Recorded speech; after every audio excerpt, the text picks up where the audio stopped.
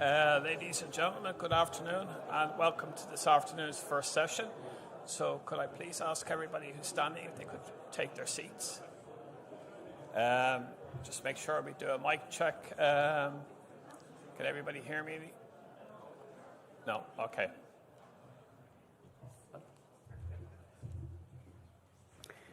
Good afternoon, everybody. Welcome back to the afternoon session of the third day of the Consultative Forum on International Security Policy. This panel is the first of two panels this afternoon entitled Lessons from Neighbours. And the first panel, this one is a discussion with colleagues from Norway and from Switzerland. I think one of the most interesting things about both Norway and Switzerland is that they are both countries who have very significant and very long-standing reputations internationally in terms of peace building, in terms of conflict resolution, conflict mediation, conflict prevention. And I think both countries have this and have this similar foreign policy approach, but come obviously from a different security policy background. One of the things I think that's also interesting and maybe a sort of a bit of a coincidence is that Ireland and Norway served together on the Security Council in 2021 and 2022. We had a hard-fought campaign. Norway, Canada and Ireland, and Norway and Ireland came through and we served together. And not only did we serve together on the Security Council for 2 years, but we also shared some very important specific leadership roles on the Security Council with Norway. I think most importantly, or certainly one of the ones that was most complex and we put the most work into, was the Syria humanitarian file. We were both jointly responsible for that file on the Security Council, and we can talk about that in a minute. Switzerland obviously has now taken its seat on the Security Council as well, so Switzerland will be serving in 2023 and 2024. And again, I know that we had some really interesting and useful conversations as we were coming to the end of our Security Council term and as Switzerland was preparing for its Security Council term. And again, some of the roles that Switzerland has taken up on the Security Council are either roles that were the same or similar to roles that we or Norway and Ireland managed together on the Security Council in 2022. Let me first maybe just jump in by asking Ina Suraida. Oh, sorry, I should first introduce my panelists. Apologies. The panelists that we have here today: Ina Eriksen Suraida, who is the chair of the Standing Committee on Foreign Affairs and Defence of the Norwegian Parliament. Ina Suraida was also the Norwegian Foreign Minister, and I know you were Foreign Minister during both the campaign for the Security Council and for part of the term of the Security Council as well, and previously also Minister for Defence, and you're very welcome.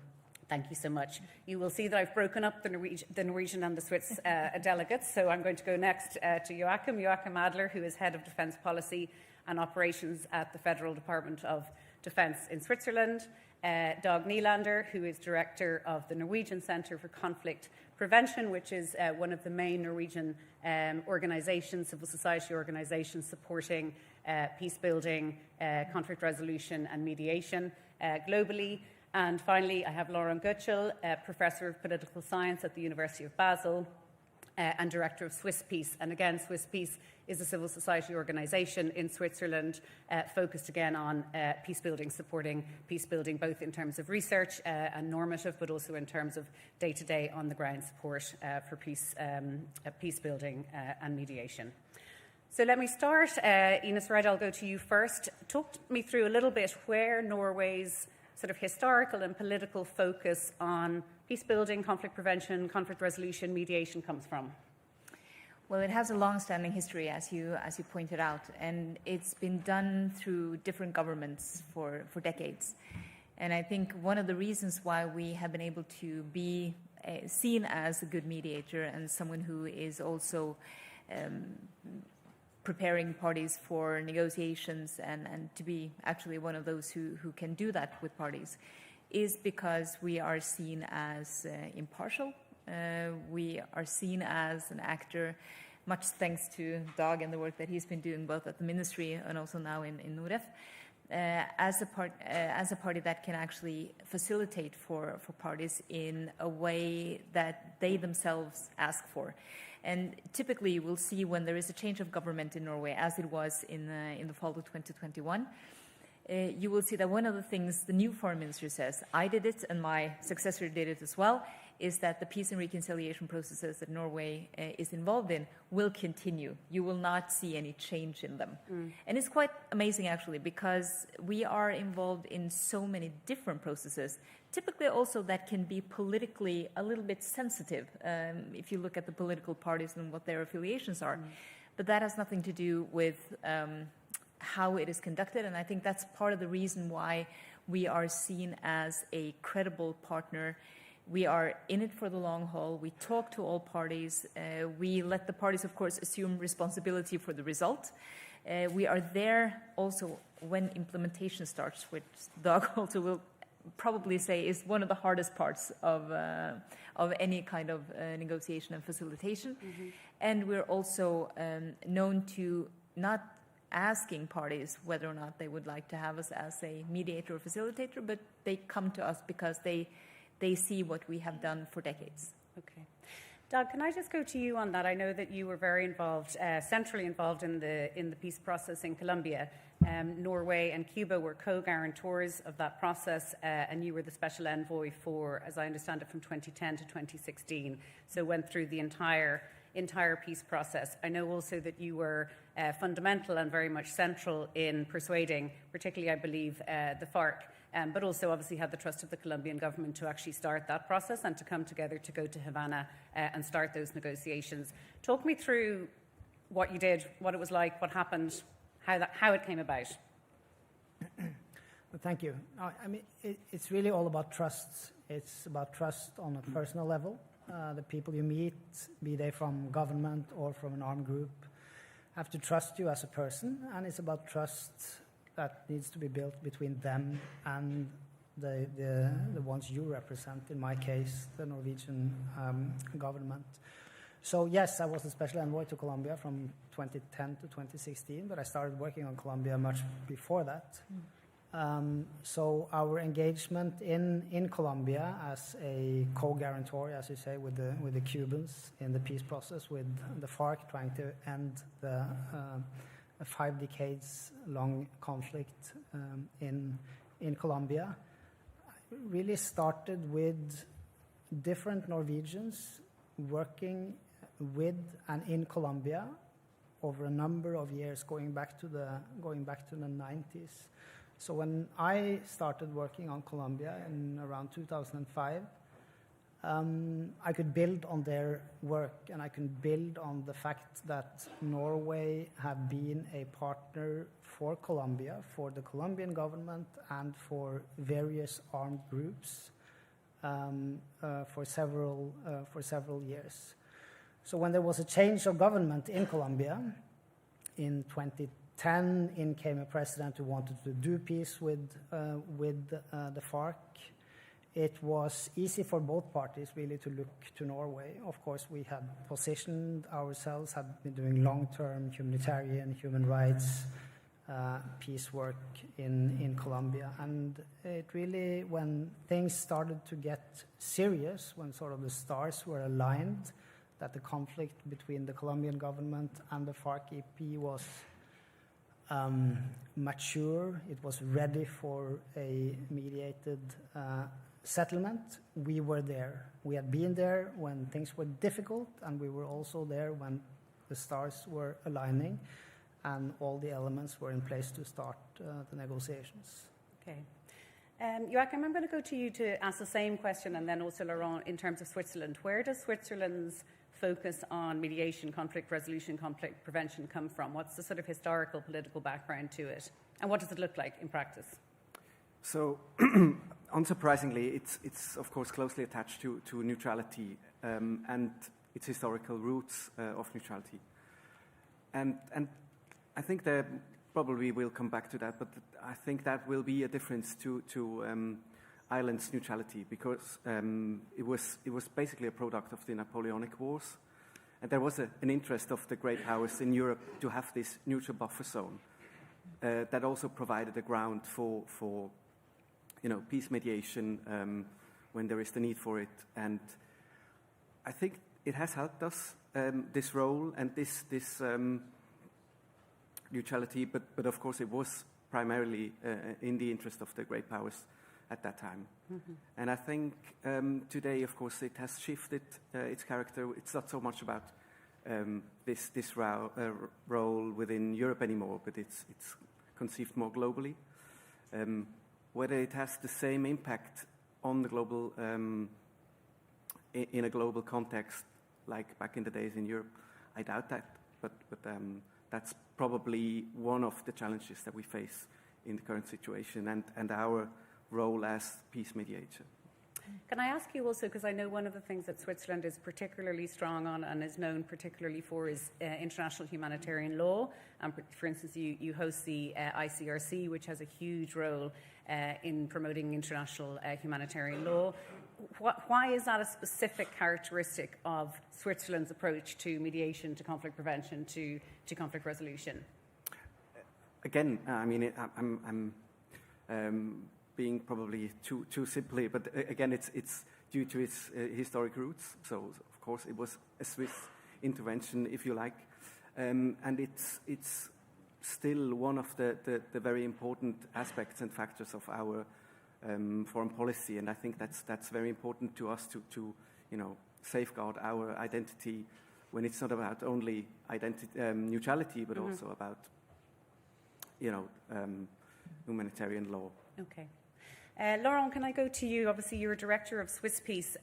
Talk to me a little bit about the practical impact of Switzerland's commitment to peace building, negotiations, etc., conflict resolution, conflict prevention, Swiss Peace's role, and also the role of other parts of the Swiss system. Well, Switzerland is very much involved in international peace building in various regions with various instruments. Mediation is one of the fields. That's also a field where we often nicely meet our Norwegian colleagues, both at the state and at the non-state level. But, for example, everything which is linked to transitional justice, so how you cope with conflicts, not only once the conflicts are over, but already during the conflicts, when you think a little bit ahead what it will mean, the way you are waging a war for the aftermath of the conflict. And in this regard, there's also a close link to the last question you asked to my colleague Joachim regarding the humanitarian engagement, because humanitarian law is, of course, something very important per se, but it is also particularly important regarding the conditions, the framework in which the split societies, be they within states, even more within states, but also across states, will be capable to cope with the traumas they will have experienced during the war. And in this regard, Swiss Peace is engaged both in the field of mediation, but also in the field of transitional justice and some other fields too. But we are a little bit less close to the Foreign Ministry of Switzerland as NOREF is in the case of Norway. We are doing more research also. About a quarter of our work is academic work. We had PhDs, postdocs working on issues linked to innovations. It sounds a little bit strange to talk about innovations in the field of peace, but it's very important to think about new avenues, about how we could do things better. And so the credo of Swiss Peace is that we will do research on questions which emerge out of our work in practice. We translate them into academic jargon, which is also helpful to get academic funding. And then we will use theoretical and methodological approaches which will be most conducive to keep the interest of practitioners. And even though there can never be a guarantee to enhance the probability that there will be some interest also beyond libraries in the work which is being done at Swiss Peace. And for this, we also work a lot with civil society actors, because we think civil society actors, nothing against representatives of the state, but I mean they are bound into a strong corset. I mean for good reasons, yeah. So civil society actors are closer to academia. They are freer to think. They also have less responsibility. But in terms of innovation, they are very enthusiastic and creative partners. So in all the fields I mentioned, we work a lot with them in different contexts of the Global South where we are going. Mm-hmm. Okay. I'll come back in a moment to the link between neutrality and peace building, mediation, conflict prevention, and then also talk to you, Ina and Dag, about the fact, obviously, in respect of Norway, that's not a link from your perspective. But one thing I wanted to ask all of you is whether there is still, or the extent to which there is still a role for countries like Norway, for countries like Switzerland, for countries like Ireland, small and medium-sized countries that see themselves as impartial, but also, really importantly, are focused on inclusive and rights-based approaches to peace. Mm-hmm. Is there still a role for those sorts of countries? Because in global conflict prevention, global conflict resolution and mediation, because one of the things we've seen in recent years, I think, is the role of other actors. China, for instance, who has done a deal between Saudi Arabia and Iran recently in terms of, I don't know if you'd call it a peace deal exactly, but certainly a deal that has lowered tensions, let's say. We've seen Turkey obviously taking an increasingly important role in mediation, particularly in the Horn of Africa, but also, for instance, at the very beginning of the Russian invasion of Ukraine, where there were some negotiations within the first couple of months. Those were mediated by Turkey. Again, I think you often hear people saying that if there is to be any negotiated solution ultimately between Russia and Ukraine, it would be perhaps Turkey or India or China who might facilitate that. You also see countries like Qatar and the United Arab Emirates, again, very much in the Horn of Africa, on trying to mediate between various either interstate or intrastate conflicts. So is there still a role for countries like from the global north who are interested in human rights and interested in inclusive peace? Do parties to conflict necessarily want that sort of engagement? I think they do. And I'm not only saying that because I'm Norwegian, but I think there is still a desire for that. And you will, from time to time, see bigger actors take center stage and want to take part in or facilitate or negotiate between countries. But very often, those conflicts or those situations are typically high profile, where there often can be a self-interest among the countries who would like to be the broker or the negotiator. Whereas for smaller countries like Switzerland and Norway, it is more, as Dag talked about, an issue of trust. They know where we are. They know that we will be there, not only for the signing ceremony, but we will be there long before, long after. And we also have something that we can bring to the table that will be typically different from the bigger countries. So yes, you will see high-profile processes that may be more typical for bigger countries, and which countries can vary from time to time, I think, depending on the situation. But that does not mean that the role for smaller countries who have a very different approach and a very different angle into the work is not there. I certainly think it is. Okay. Joachim? I suppose it depends. I wouldn't say a clear yes or a clear no. I think there are still conflicts where it might be a small country like Norway or Switzerland. And then there are situations where you clearly need an actual power to mediate. And then it's been said before that in certain conflicts it's really a special state, a special party that needs to do the mediation process and keeps that.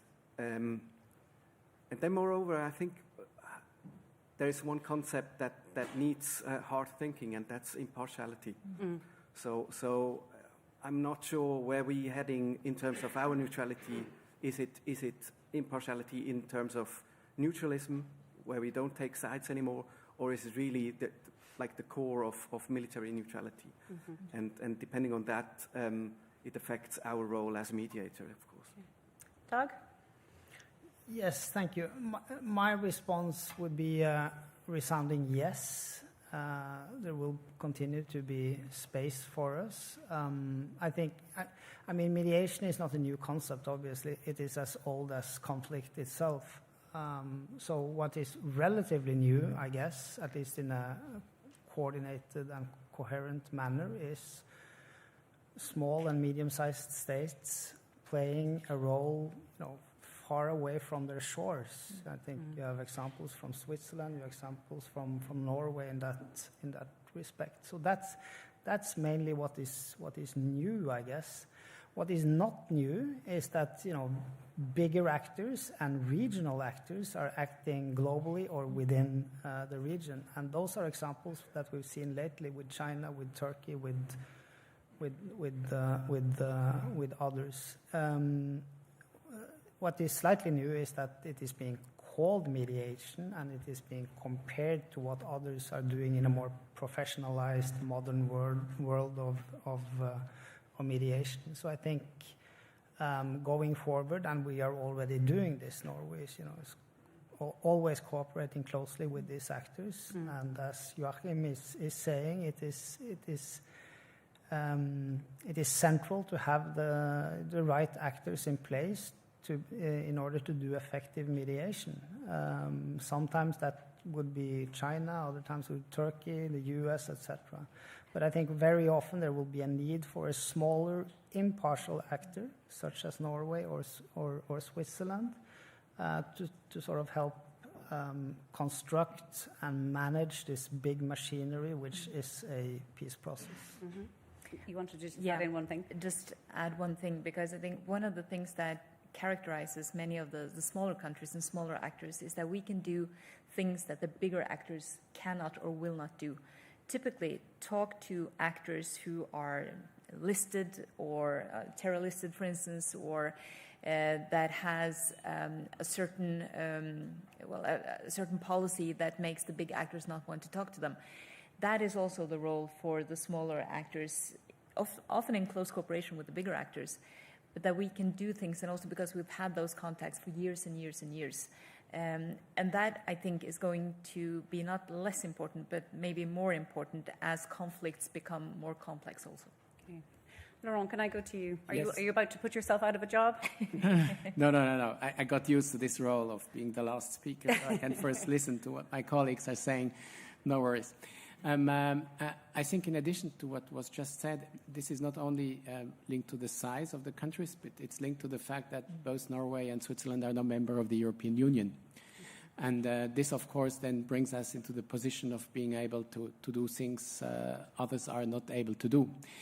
But I would still like to underline the role of neutrality in this regard, because otherwise, you know, listeners might think, well, actually, what does it mean to be neutral or not if Norway and Switzerland are doing the same thing? And I think that the fact that a country like Switzerland, but it could also be another neutral country, has not been an active participant militarily in a conflict makes a difference. Because you have another history, you have another pedigree in a given conflict. Of course, it's not relevant if we're talking about, or it's less relevant if we're talking about a conflict like Cameroon or like Colombia. But if we are thinking about conflicts which are closer to our own countries, this makes a difference. And I'm not meaning this now in a normative way, saying that one is necessarily much better as a policy than the other one. But in terms of the role a country can be playing after a conflict, if you have been fighting yourself, makes a difference. And maybe just a last word regarding the size of the countries. I think there are just different types of conflicts, and different types of conflicts will ask for different types of mediators. And the last point, the idea that you do have one single country in charge of a whole mediation process has also become kind of outdated. I mean, if we are looking at Colombia nowadays, but also at other conflicts, usually different types of mediators are playing different roles, and then we are talking about the challenge to coordinate these different actors, to have a whole framework. But I'm deeply convinced that there will remain a role for different types of mediators. Okay. Let's go back again a little bit to that link between neutrality and involvement in conflict resolution and mediation and so on. Can I go to you first, Joachim, and just talk me through the extent to which you mentioned obviously that your Switzerland's engagement in these sorts of things is very much linked to your historical neutrality. But in the modern day, where, you know, in what way is that relevant? In what way does your neutrality, your security policy impact the conflict prevention, conflict mediation, conflict resolution work that you do? And can I also ask you as well, in relation to your both your campaign for the Security Council seat and now being on the Security Council. Again, the extent to which neutrality was or wasn't relevant in that context. So I think the answer to the first question was actually perfectly given by Laurent just a second ago. So we see that especially in Kosovo, where we are active, both in military and civilian peacekeeping, where we're not considered a party and not, not a NATO member, and this of course makes a difference, especially in the context and in dialogue with the Serbs. So I think there is still an argument for neutrality in this context and in peace mediation, but as it's been said before, it absolutely depends on the context. Mm-hmm. So when it comes to the Security Council, it was hugely debated before our candidature whether it's actually possible as a neutral country to, be in the Security Council. Okay. Of course, Ireland was considered like a role model for this engagement as a neutral state. I didn't pay him to say that, by the way, just to say. But I think then again, so I'm not an expert on neutrality, but I had always my challenge to actually see the point, because it's not Security Council, becoming a warring party, right? So when you consider neutrality as military neutrality, then it's no problem at all. Be part of a committee taking sides and taking a position on a current conflict. So I actually don't see the problem there. So, and we haven't had problems so far since being an active member in the Security Council. But of course, it's only been started. Mm-hmm.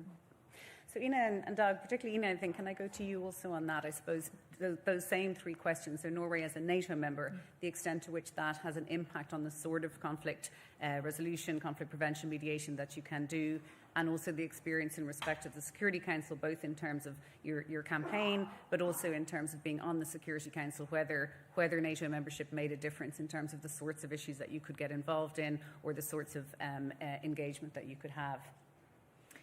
Well, I think that in Norway's case, it's always very important to remember that we are impartial, but we are not neutral.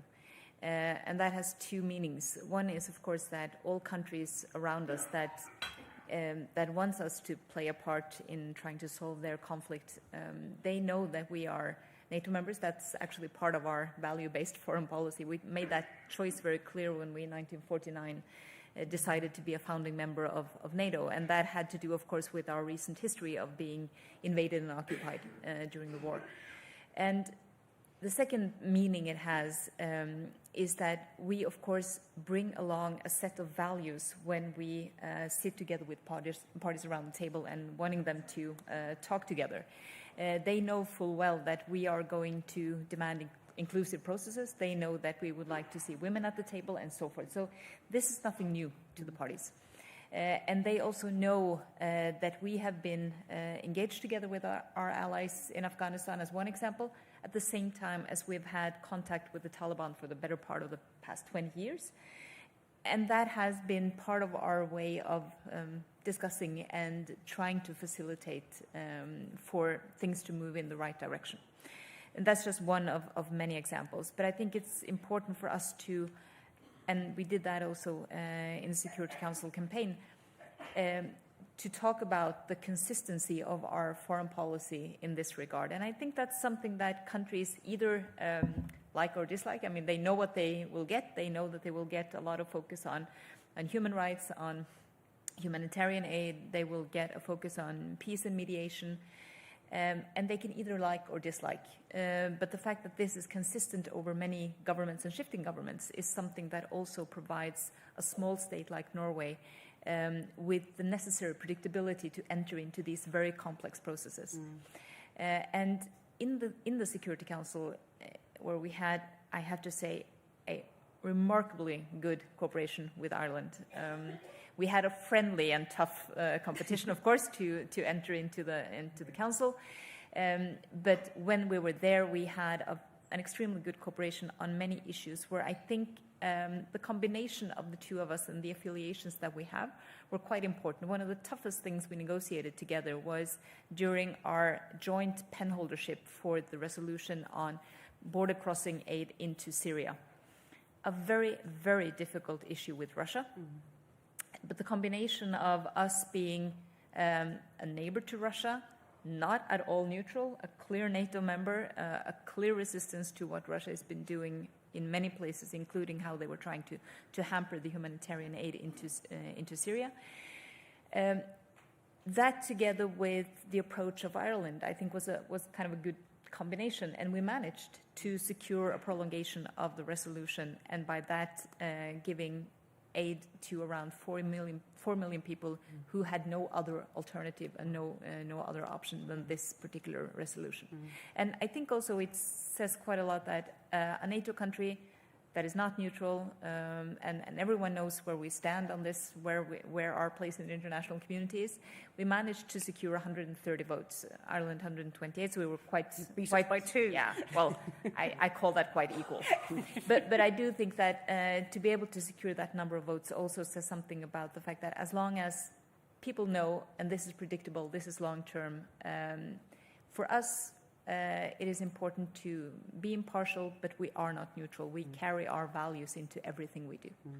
Doug, can I ask you, because again, the practical experience of having spent a lot of time talking to the Colombian government, obviously, but also talking to the FARC and having gained the trust of the FARC, I know that you personally were one of the people who essentially, as I understand, accompanied some of the FARC commanders to Havana initially when the talk started, and obviously there was a huge trust there that you'd built up. Was there, and particularly I suppose because not so much Norway, but you know, the US as a NATO member obviously would be a country that is extremely divisive in Colombia, and all Colombians, including of course the FARC, would have very strong views about US and US engagement in Colombia. Did that come into it at all? Absolutely. So I spent quite some time with FARC commanders early on in the process, around early 2011, sitting down with them, answering questions on what on earth a NATO member, close ally of their arch enemy, the US, would be able to do for them. And I had very interesting discussions with them, and eventually they were convinced, as Ina mentioned, they understood where we came from, what we stood for. There was really no difficulty in reconciling the fact that we were a NATO member and a peaceful nation.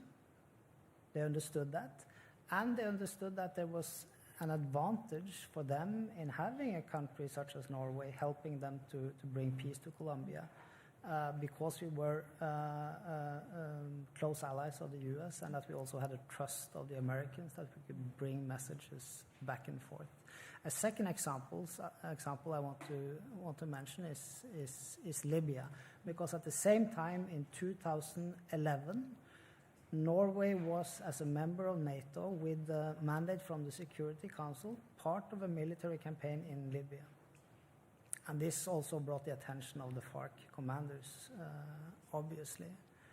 What I couldn't tell them at the time was that at that very same moment that this NATO campaign was ongoing with the Security Council mandate, Norwegian diplomats were engaged with the Gaddafi regime, with Paris, with London, and with Washington to try to find a voluntary exit for Gaddafi. And that also shows that it's not all about constraints. It's also about possibilities. And in my experience, where Norway comes from, who we are, does not in any way limit our scope for doing these kinds of things. On the contrary, I think communicating clearly our values and who we are helps us in building that trust with the parties. Mm-hmm. Laurent. Yes, maybe just one add-up regarding the military dimensions mentioned now. regarding Norwegian engagements both in Afghanistan and regarding the Taliban and regarding Libya and Gaddafi. I mean, we are talking about military engagements agreed upon by the United Nations. Yeah? So I think there's a big difference between such engagements and other types of engagement. And one could say, I'm exaggerating a little bit to make it clear, that in such cases, Norway being a member of NATO or not is not of high relevance. It's about their participation in this engagement, which is then also possible in theory, at least for a non-NATO member. Yeah? So the issue of being NATO member or not, of having participated in military engagements or not, becomes relevant if these actions take place outside of the collective security framework. Yeah. Okay.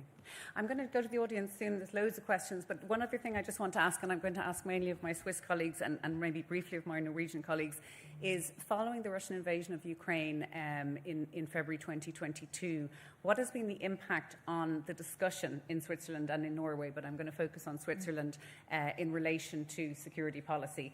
And we have an incredibly wonderful coincidence and serendipity that we're having this panel right now, because an hour ago, the Swiss Minister for Defence announced a new committee on committee to look at Switzerland's security policy, and not by chance, but by good fortune, both Joachim and Laurent have actually been named as members of that committee. So you're now going to be embarking in a very interesting process. Luckily, we didn't have the panel this morning. We wouldn't have been able to announce that. So talk to me a little bit about that, not just that committee and what it will do, although we will be very interested to hear about that, but just the debate in Switzerland, or has there been, the extent to which there's been a debate in Switzerland about your security policy following the Russian invasion of Ukraine? So obviously there has been a huge debate on so on the one side on neutrality, of course, and I think that's similar to Ireland, that's similar to Austria, and on the other side, and closely linked to it, on the premises of our security and defense policy, so whether they're still valid with the current situation in Europe. When it comes to neutrality, I suppose we're not quite done yet with the discussion, so it's really early days still. And as you might know, also due to the political system in Switzerland, it takes quite some time to change policy, and especially so if it's one that is so important to Switzerland, like neutrality. Change or maintain policy. Exactly. And on the other side, when it comes to security and defense policy, so we published a report. So we usually have this report on security policy, which is basically our security policy white paper. And in autumn last year, there was like a supplementary report to this in the face of the war against Ukraine. And it focused basically on 2 points. One, strengthening our own defense capacity with various consequences. That's one. And two, strengthening international cooperation. And that's been the focus basically since publishing the report. Mm-hmm. As I said, so neutrality and security policy are of course linked, and there are still many open questions. And that's somewhat where our defense minister had the idea to have this committee again because there was a predecessor to it, basically two predecessors, though. There was one in the late 90s, very basically thinking about the consequences of reunited Germany and the fall of the Soviet Union, and one earlier in the 60s, which was really in the Cold War era, and thinking about and discussing the future of Swiss security policy in that remit. So so this committee should hand her a report and its findings more or less in 1 year. So summer 2024 will be the aim, and should give impulses to the recent security policy discussion in Switzerland on security policy, and of course on the consequences of neutrality to security policy. Okay. Can I ask you also, Laura, how do you envisage this committee working? What's it going to do? What's it going to say? How will it work? Well, this I can't tell you now because it hasn't started yet. You can start the work right now. There are, I think, about 20 members of it, of very different sides, which is also meant to be in a small format, what you are having here in a much larger exercise. But I can establish a link between your question and the national political debates on neutrality, maybe adding one or the other points Joachim didn't yet mention. So what is interesting, and I got a feeling when listening this morning to some of the debates here, that it is not totally dissimilar from what's happening here, that because neutrality is I would say in the case of Switzerland at least, the central framing of foreign and security policy, if it's not pure trade or technical, all the discussions take place through the lens of neutrality, even if the points which are being brought up have little or hardly anything to do with neutrality as it is defined. So we do have, without getting too long on this now, but we do have 2 to 3 different positions in Switzerland on this. We do have on one side rather pacifist actors who want to keep neutrality, to keep Switzerland as far as possible out of any military activities in general. And we do have, with similar consequences, people on the far right who also want to keep neutrality in a rather rigid way, but with a different objective. These aren't at all anti-militaristic people, all on the contrary, but they would like to keep the country politically very quiet, to have as many opportunities as possible in all other fields of foreign and particularly also foreign economic relations. But I would like to stress that both of these camps are rather small compared to the rest of the political landscape in Switzerland. And then we get to the center where it gets more interesting, because I think that's where the debate is going to be discussed and also decided. And with this, I'm coming back to the committee without getting into any further details regarding the people in the committee. But in this center, we do have on the political center right side many actors who try to favor the conditions under which Switzerland is able to export arms. And this relates to one of the questions which got high ratings on Slido, because Switzerland is an arms-producing country. This is linked to the historically very important military dimension neutrality has always had. I mean, Switzerland has clearly always stood for a military neutrality, so whoever attacks Switzerland will be, Switzerland will fight against this person, and this had quite epic dimensions, particularly during the Cold War. If you were looking at figures, numbers of soldiers, reserve soldiers, but particularly also tanks. That's why now we have the possibility to resell some of these tanks, probably to the manufacturer, being Germany, because we couldn't use them for many years because we just had too many. So with this military industrial dimension of Swiss politics, the question when and under what conditions Switzerland would be able to export arms has always been on the agenda, and there have been several popular initiatives which led to popular vote about the prohibition of arms exports. And in the forefront of such referendums, the government always tightened the regulations about arms exports, and then there was a negative result in the popular referendum, and then the conditions were loosened again, and then there was the next, and that's kind of a ritual, in regard to this. And so in regard to the discussion we are having now, there are certain actors who are trying, and I think politically this is totally legitimate, to take advantage of this situation to loosen these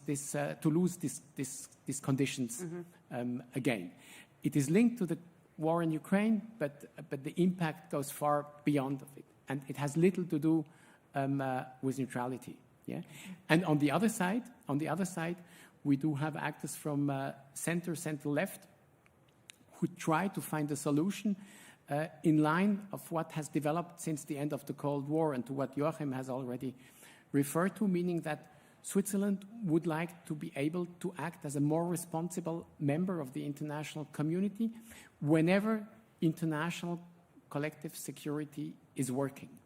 So the question now is, because the Security Council is blocked, does it mean that the country is forced to reverse back to a traditional handling of its neutrality with no possibility to participate in collective measures? And for this, the discussion goes into the direction of the so-called United for Peace resolution, which refers back to the Korean War in the 50s and also the Suez War experience again in the 50s, and where the General Assembly of the United Nations took over functions from the Security Council because the Security Council was blocked. And coming to an end, it means that if the General Assembly would clearly decide that one state is the aggressor, with 2/3 or whatever of qualified majority, as has been the case in the case of the war in Ukraine, then the Swiss government would not be forced to, but would have the opportunity to take decisions which would not be conforming to a strict traditional handling of neutrality. And personally, I think... And that's in relation to arms exports. Exactly. Yes, but possibly also to other questions. I mean, arms exports have been center stage, but it could also apply to other issues. And personally, I think this would be in line with the way of foreign and security policy thinking has developed since the end of the Cold War in Switzerland. But it remains complex and the interests are very diverse. Yeah, I think we'll be following that debate extremely closely from Ireland. Ina, 2 minutes, and then I'm going to go to the floor. We're at the halfway mark, so I want to make sure we have at least the 40 minutes to get questions from the audience. You asked about how the invasion in Ukraine has kind of, in a way, affected the policies in Norway and the discussions in Norway. And there are, I think, two major issues. One is that political parties, I think, have changed their approach to both NATO. The Socialist Left Party, who was actually founded on resistance to NATO membership when they were a part of the Labour Party. They were founded decades ago on this resistance, and they have now made a choice not to actively want to have Norway out of NATO, which is a huge step for the Socialist Left Party, I can tell you. But that has come as a direct consequence, more or less, of Russia's actions. And secondly, all political parties now, even the Communist Party, says yes to donations of weapons to Ukraine. So we are donating quite massively of weapons. We usually do not either sell or donate to countries that are at war or at risk of war. But this, of course, is a different situation. And I think this needs to be seen in kind of a double context. One is that we, as a NATO member, of course, has taken a very clear stance condemning Russia. But we are also fully aligned with all EU sanctions towards Russia, as we have been ever since the annexation of Crimea. And secondly, we're doing this as a neighbor. I mean, we share 196 kilometers of border, which of course is not much compared to Finland.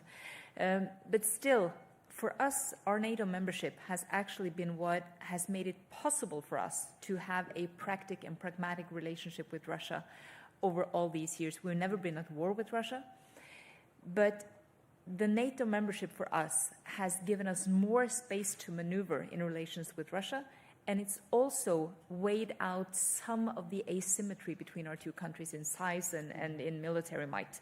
So for us, the NATO membership has not been in a way, an obstacle in how we have been able to cooperate practically and pragmatically with Russia on border patrol, on search and rescue, on coast guard, on fisheries management, nuclear safety and security. It's actually been what has given us the space for maneuver. All right, I'm going to go to the floor. There's lots and lots of interest and there's lots of questions on Slido. So can I ask people to put up their hands? I'll go to the man with the beard first. Go ahead, sir. And 2 minutes, please, for interventions. I'll take 3 questions or comments together and then I'll go back to the panel.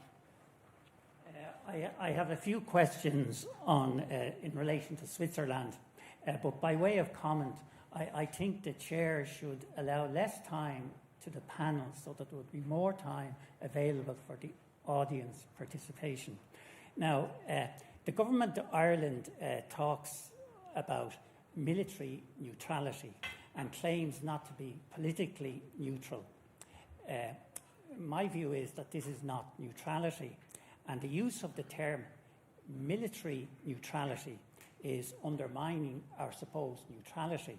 Now, first question, does Switzerland use such a term, military neutrality, when describing its neutrality? Now, second question, does Switzerland directly or indirectly contribute to the Ukrainian war effort at the present time? And my last question is, does Switzerland take in refugees from the Ukraine? Thank you. Thank you very much. Yes, gentleman over there in the white T-shirt.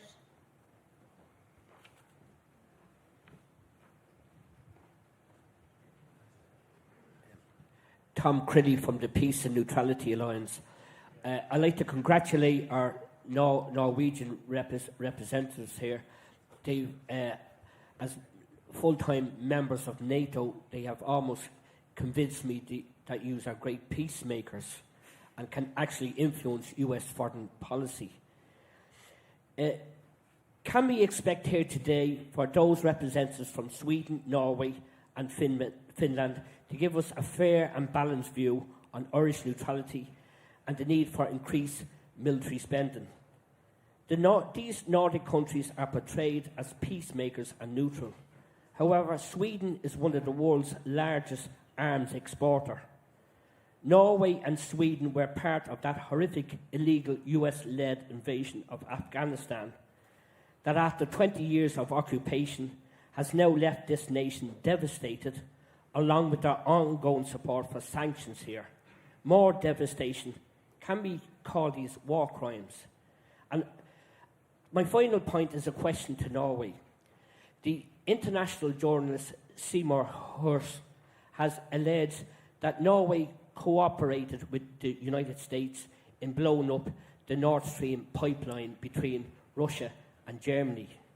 Now, we don't know the truth, but there was a resolution at the UN Security Council to have a totally independent investigation as to who was responsible for this major catastrophic environment disaster.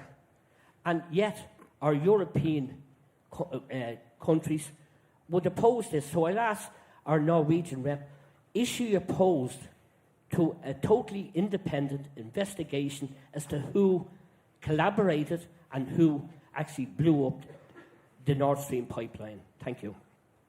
Okay, I might take one more question from the floor. Yeah, go ahead. Yes.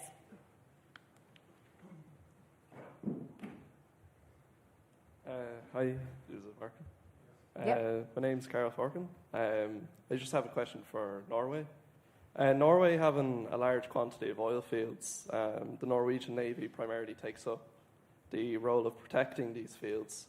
Are there lessons Ireland could learn about the protection of these offshore assets and use the lessons learned in the protection of the future wind farms off the Irish coastlines? Could this, and as well as just general offshore infrastructure, could this also mean investing in more capable vessels?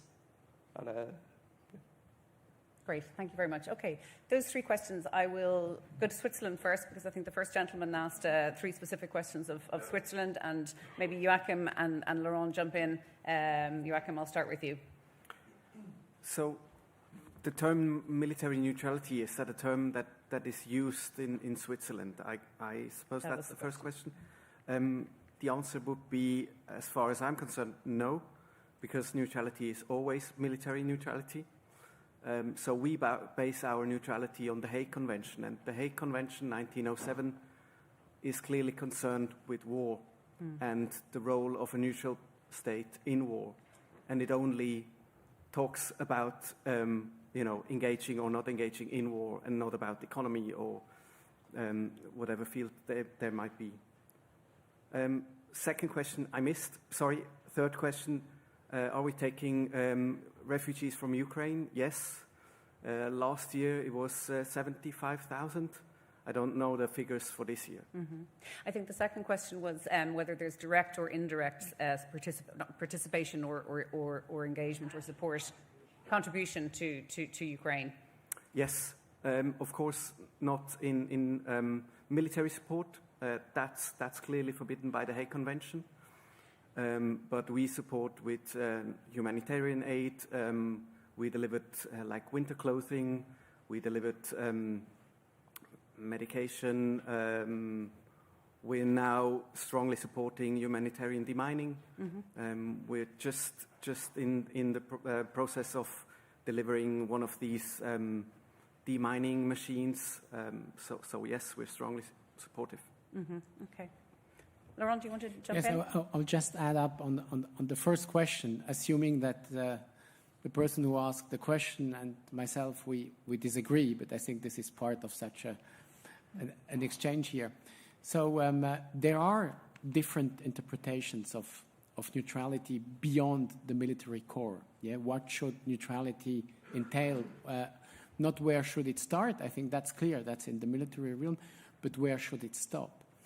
And the way Switzerland has developed its handling of neutrality in the realm of neutrality policy clearly goes into a direction which is more prone to value orientation of its policy, supporting certain political priorities, and even now also taking over sanctions, economic sanctions, the same way Norway has been taking over. I assume, I'm not in all technicalities, I assume you are neither because it's very complex, but also took over the economic sanctions of the European Union.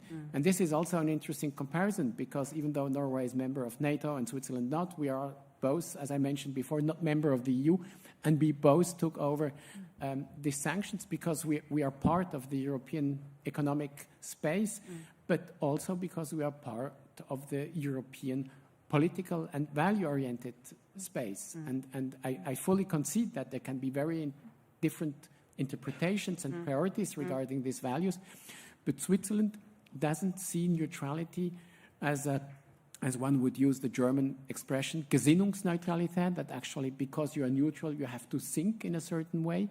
Neutrality is a very practical thing, which refers to military handlings of neutrality in a Swiss conception and doesn't prevent the country to be also neutral in regard to political values. And the former Swiss Foreign Minister, Micheál Martin, pushed this perspective probably to the maximum of all the foreign ministers who did by now, because she basically developed out of the neutrality obligations of Switzerland a responsibility of Switzerland to engage for the respect of international law, particularly also in the field of human rights obligations. Yeah.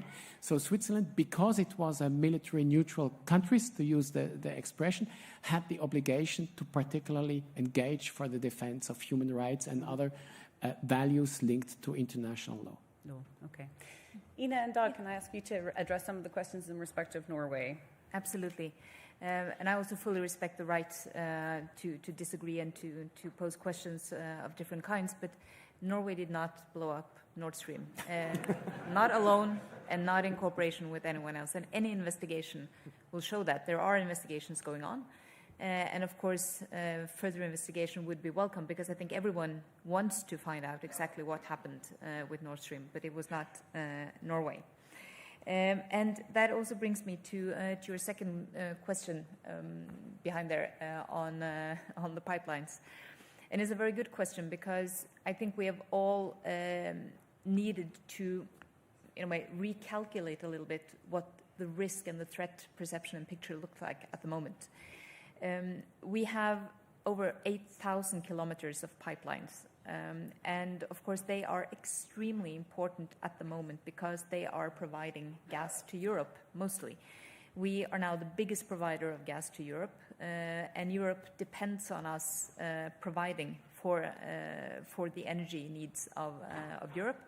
So for us to be able to both have good control and with the help of our allies, because we have a lot of allies coming in helping out at the moment, because the area and the amount of pipelines is so huge. One of the reasons why this is so important is also about European stability. It's easy to imagine that when we are increasing in prominence when it comes to delivery of gas to Europe, our vulnerabilities increase as well. Because if a threat actor would like to bring instability to Europe, it would be easy to then go directly to the Norwegian gas pipelines in order to make them more vulnerable or not be able to deliver gas to Europe. And we see how clearly an actor like Russia is using gas as a tool not only for security policy but also to try to destabilize countries. So that is why this is your question is important in many aspects, and we are doing a lot of work on this and have been doing for years, but we have intensified it, and I would say with the very, very good help of our allies. It is also now a new NATO initiative by Norway, Germany, and the UK and others to focus even more on how allies can help each other out in both surveillance and also to look out for our pipelines and our installations. Thank you. And I think that project was mentioned also earlier in the panel that we had on NATO. I think Bridget Laffan asked a question about that panel. I'm going to ask the panel to address some of the questions that are coming in on Slido. So we have 26 members of the audience here who want to Stephen Kieran's question to be answered. NATO membership hasn't prevented Norway contributing to more than 40 UN peace operations. Why would Ireland be any different? I'm not going to ask Norway or Switzerland to comment on the Ireland part, but I will ask you about what is behind and what's the rationale for Norway to contribute to 40 UN peace operations. And also I'm going to ask Switzerland also, what is your tradition in terms of contributing to UN peacekeeping operations? So Ina. Well, first and foremost, because we want to take part in the UN's effort to try to bring about peace and keep peace. Is difficult, and I mean the peace operations from the UN side have become more and more complex compared to what they were before, and more dangerous. I think Mali is a very good example, the most dangerous UN operation globally.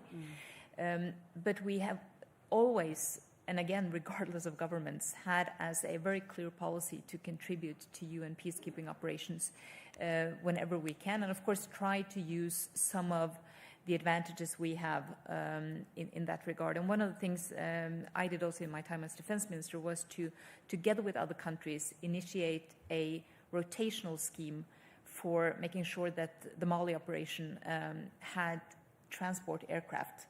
So this was a way of trying to innovate a little bit on at least give the UN a bit more predictability on whether or not this operation could go on for the next 6 months and 12 months. So we run the camp, and different nations come just moving their equipment in, their people in, and they move out again. We continue to run the camp and provide transport aircraft on a rotational basis. So that's one example on how we are participating, contributing, and of course we see that as an extremely important part of the UN work. And for us, it's very natural that we participate as much as we can, and we've been doing so for decades.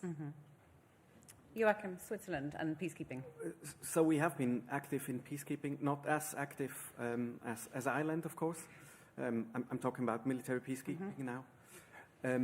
I just want to stress one thing here that is very important to me personally. I think we, the non-NATO members, non-NATO states in Europe, we profit hugely from the security that is provided by NATO. And I think we don't provide anything to that security, or hardly anything. So military peacekeeping and peacekeeping in general is an option for us to give something back to that trade-off that's still active in the European security architecture. All right, I'm going to go to the next question that has 15 members of the audience would like to see answered, from Neil Richardson. Given the high number of reservists in both Norway and Switzerland, can the speakers discuss the value of their nation's reserves to their militaries overall? I'm going to go to Joachim first. I'm trying to go backwards and forwards. So there's So in Switzerland's case, it's not exactly a reserve. It's really our system. It's how our armed forces work. So we have a very small professional corps, basically for training the other troops, special forces and Air Force. That's that's where we have our professional soldiers. And what's the numbers? What are your numbers, more or less? So the professionals are around 3,000. Okay.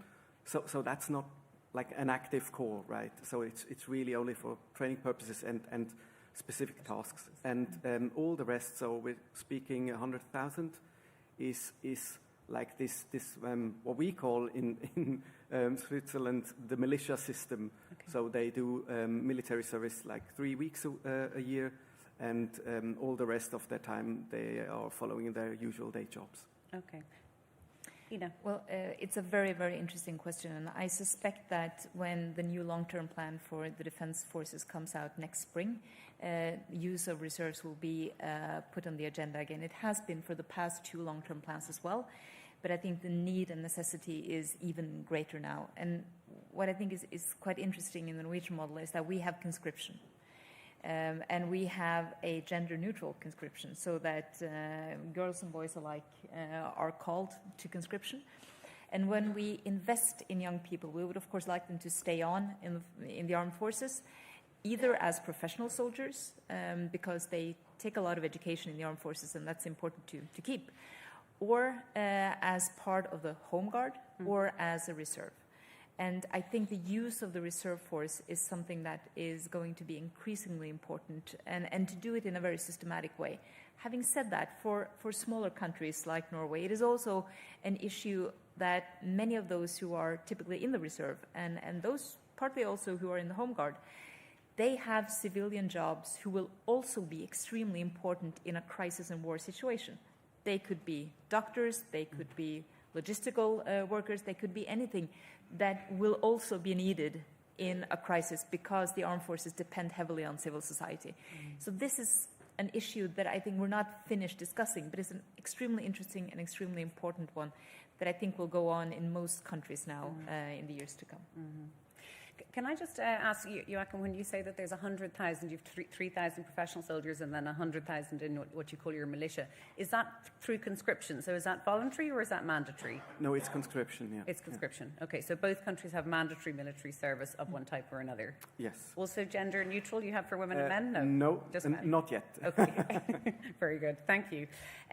Rory Connolly is asking, do some aspects of Swiss neutrality, blocking the re-export vital defence aid to Ukraine, need re-examination?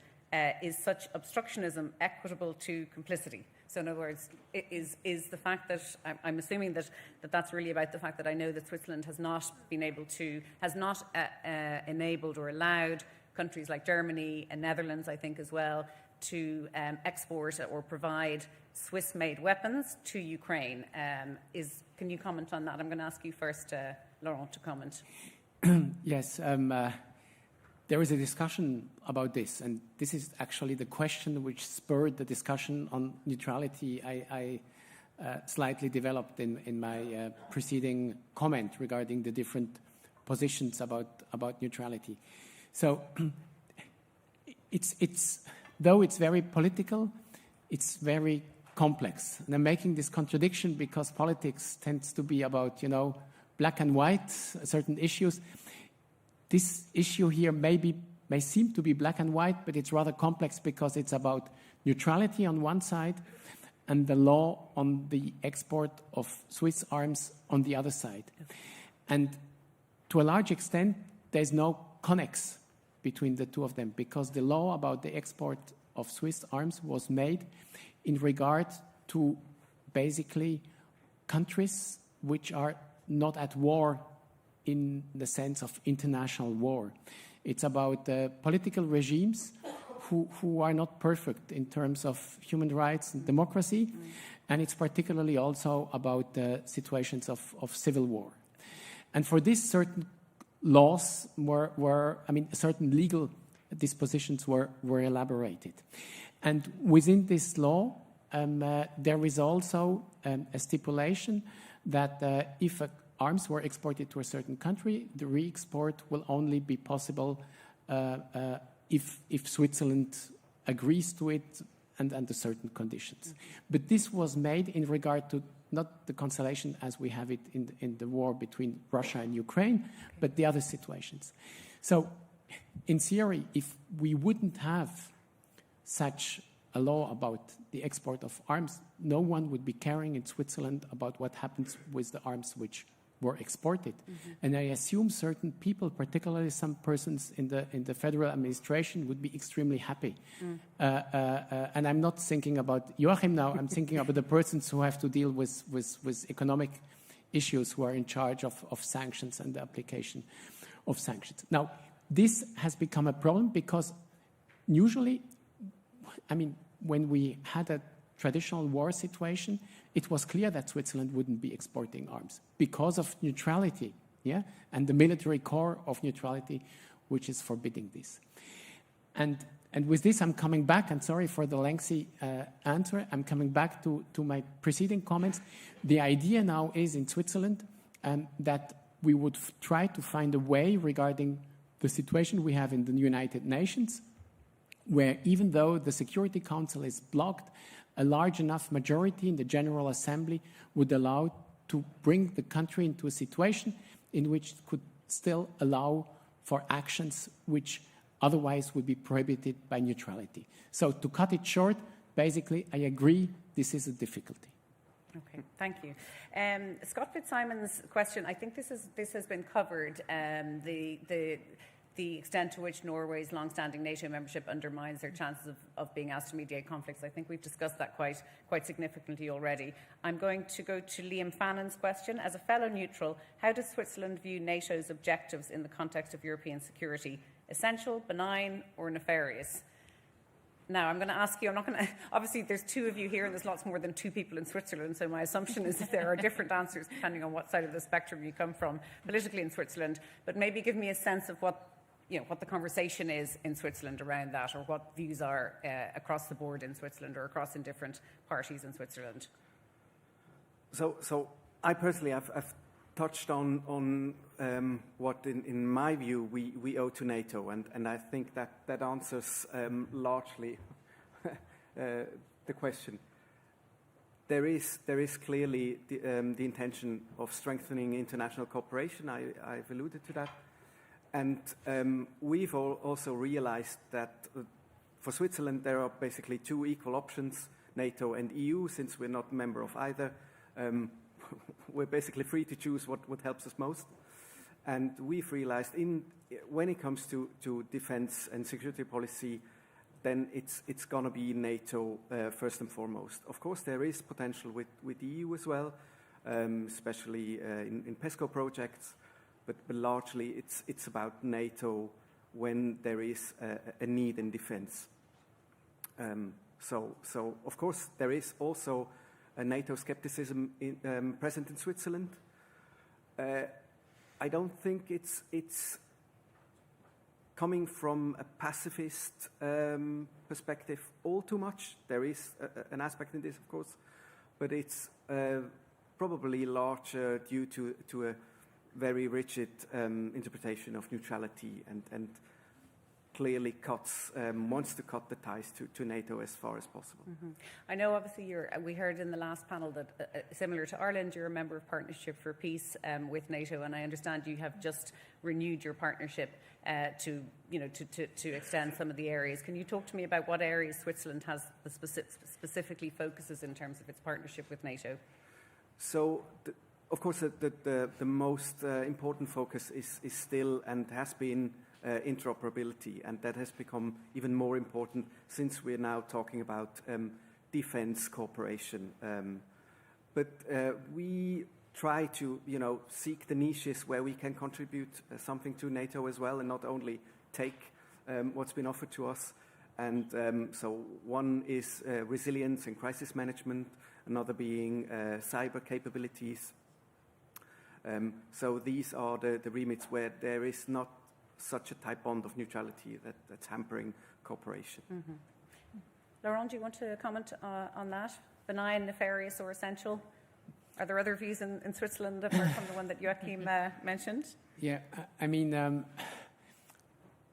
I think personally that the debate on the question about the relationship of Switzerland with NATO is given too much importance, because the the big challenges Switzerland is facing in Europe right now is about its relations with the European Union. This is really the hardcore issue. And that's where there really are also very strong, mutual interests in finding a solution to it. I'm not a military expert, but from what I've read and discussed with other persons, I mean, it's not, and it even wasn't during the Cold War, that Switzerland would be a blind spot, totally undefended in a crucial place in Europe. I mean, Switzerland used to be center stage in Europe in the 19th century, and maybe also during the first part of the 20th century. But this is over. And Switzerland is not without any arms. On the contrary, as was already mentioned. So I would rather argue that Switzerland has a special role to play. And I'm not saying this by default because I want to protect the country or my view about the country in regard to European tasks and challenges. But I think in a complex international environment as we are having it, there is also a collective interest about having different types of security identities and not only two camps, yes? And it's not as if, there would be total uncertainty about where Switzerland stands. As I said before, I mean, there is a clear economic, political, and value orientation of Switzerland in regard to this situation now. And so there is a predictability about how Switzerland will behave. Maybe sometimes, as was mentioned, it's a little bit slower because we have our political institution. But I think there is no fundamental uncertainty about the political direction the country is aiming for. And without opening a new field of discussion now, but I think it also was mentioned in one or the other Slido comments, I think where Switzerland actually is more than a small or even a middle power, is in the economic realm. And there, I think, without wanting to blackmail anyone representing Swiss societal sectors who are not represented here, I mean, there I think there is work to do and there is room for improvement, being in the field of trade or being in the field of private fortune banking in Switzerland and all legal technical aspects. And it concerns by far not only Switzerland. Yes, also other states are struggling with it, but this is a sphere. I mean, Switzerland is the country with the largest amount of private assets being banked. Yeah. So there it really matters in what direction Switzerland will be moving, and not if it allows for 12,000 ammunition parts in Germany to be re-exported or not. This is politically tempting. It's also graspable because it's less complex than the other thing. But I'm 100% sure it matters far less, particularly in the long term, than the other political dimension. Okay. We've 2 minutes left. I had one gentleman there who had his hand up for a while. Go ahead. Hello, my name is Fionn Dempsey. Just a technical question. I think it would be quite interesting, the discussion around this forum in the media over the last few weeks. Part of that has touched on the idea that neutrality is difficult to define. There are many different definitions of it. I was interested to hear from the Swiss friends about that Switzerland is militarily neutral and that is based in the Hague Convention. Hague Convention 5, Article 2, prohibits belligerents from moving their troops through the territory of a neutral state. Article 5 places an obligation on neutral states to prevent belligerents moving their troops through their own territory. For some time, it has been the position of the Irish government that Ireland is militarily neutral. That is the form of neutrality that the Irish government claims Ireland upholds. And yet, for some time, Ireland has given Shannon Airport up for troop transits by the United States, which has for some time been a belligerent in numerous conflicts over that period. So I suppose I'd like to ask the question in the abstract if it is compatible with the concept of military neutrality as you understand it, to allow a belligerent to multiple conflicts to move troops through the territory of a purported neutral state. Thank you. I'll go to Joachim and then to Laurent. So we have prohibited transit through Switzerland in various contexts. That's point one. Point two, when it comes to Second World War, I think there is this example from Ireland, and there are lots of examples in the case of Switzerland, where you can clearly show that neutrality works only so far as the powers allow it. So you have to compromise every now and then. Okay, Laurent? Yeah, I don't know how popular my statement will be now here, but anyway, I mean, I think it's important to be aware of the fact that neutrality is not a religion. Yeah?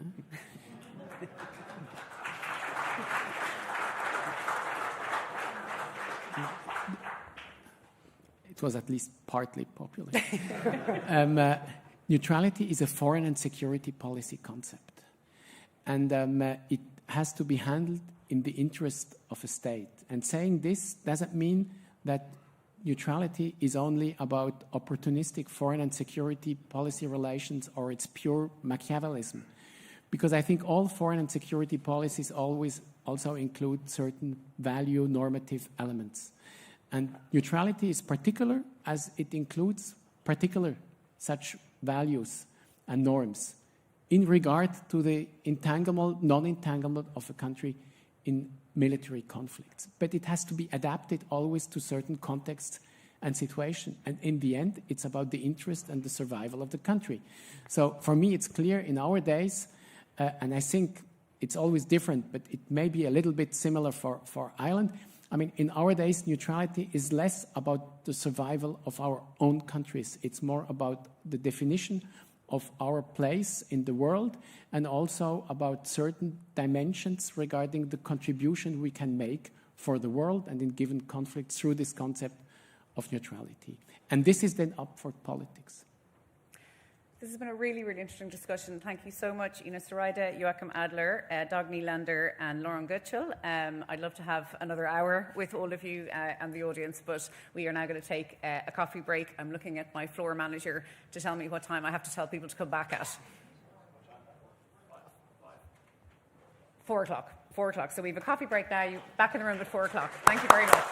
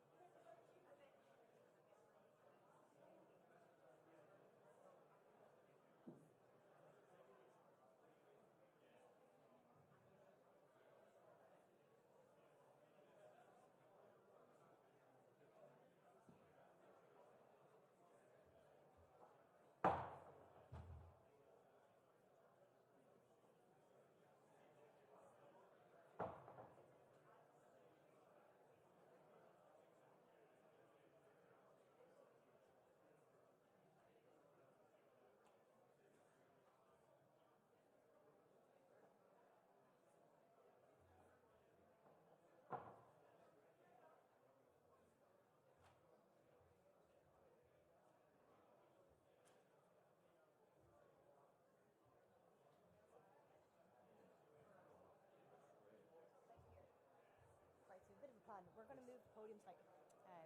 Yes, it's been cleared with almost everybody. So we're going to shimmy it. I've got Ro here to help me with it. Okay.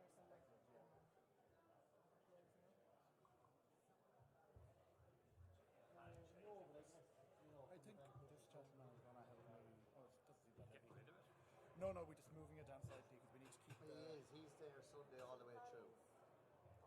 How is this going to affect the signers? What we're going to do is we're going to put the signers in front of it while the panel's on, and then we're going to ask the signers to go stage right for the end.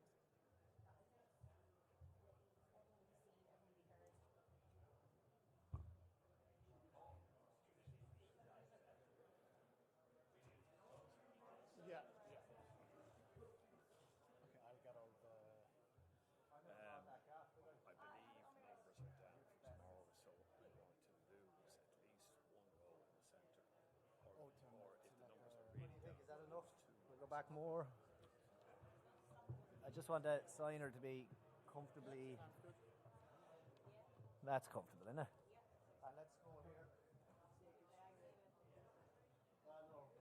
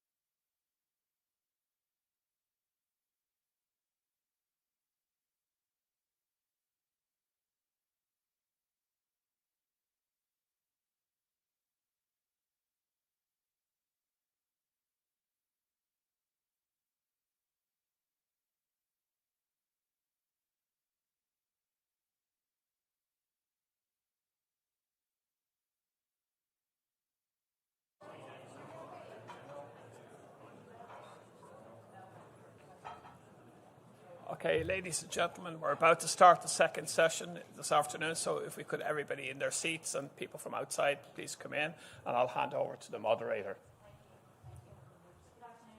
And thank you for joining us for this final session and the second part of our Lessons from Neighbours discussion.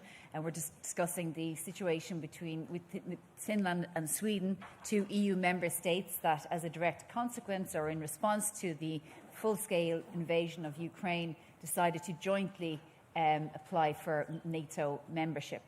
Two countries that are similar to Ireland in a way, that they're non-aligned.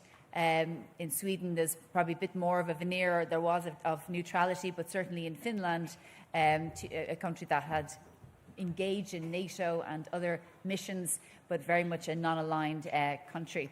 Just a few house rules, obviously, that we're having this discussion in the spirit of inclusivity and openness, so just that there's respect for everybody here in the room.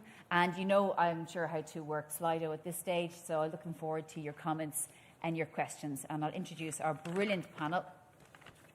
We have Johanna Sumovori. She's the former State Secretary to the Minister for Foreign Affairs of Finland. That's the government that was in place that decided to apply to join NATO, not the government now. Matti Pesu, who's the researcher in Finnish foreign policy in Northern European security and NATO research programme at the Finnish Institute of International Affairs. Hanna Ojanen, who's a research director at Tampere University. Magnus Christensen, senior lecturer at the Swedish Defence University. And Anna Sundström, Secretary-General of the Olaf Palme International Centre, which is Sweden's labour movement's umbrella group, which also calls for peacekeeping or peace, democracy, values, human rights, and so on. So what I'm going to do is I might start with you, Johanna, because you were in the government in Finland when that decision was taken to join NATO. You come from the Green Party yourself, so you didn't come from a position where you ever thought NATO membership was something that you supported, but then things changed in February 2022. Can you talk us through the government discussion around then? Yeah. First of all, I would like to say that it has been a super interesting day here. I have been listening to all the previous debates, and there has been really good discussion about the concept of neutrality and what it means for Ireland, and it made me think of what it has meant for us. And I'd like to start that Finland has never considered itself as a neutral country since we joined the European Union in 1995. So for us, the EU has been a political alliance that has been also our prior security context.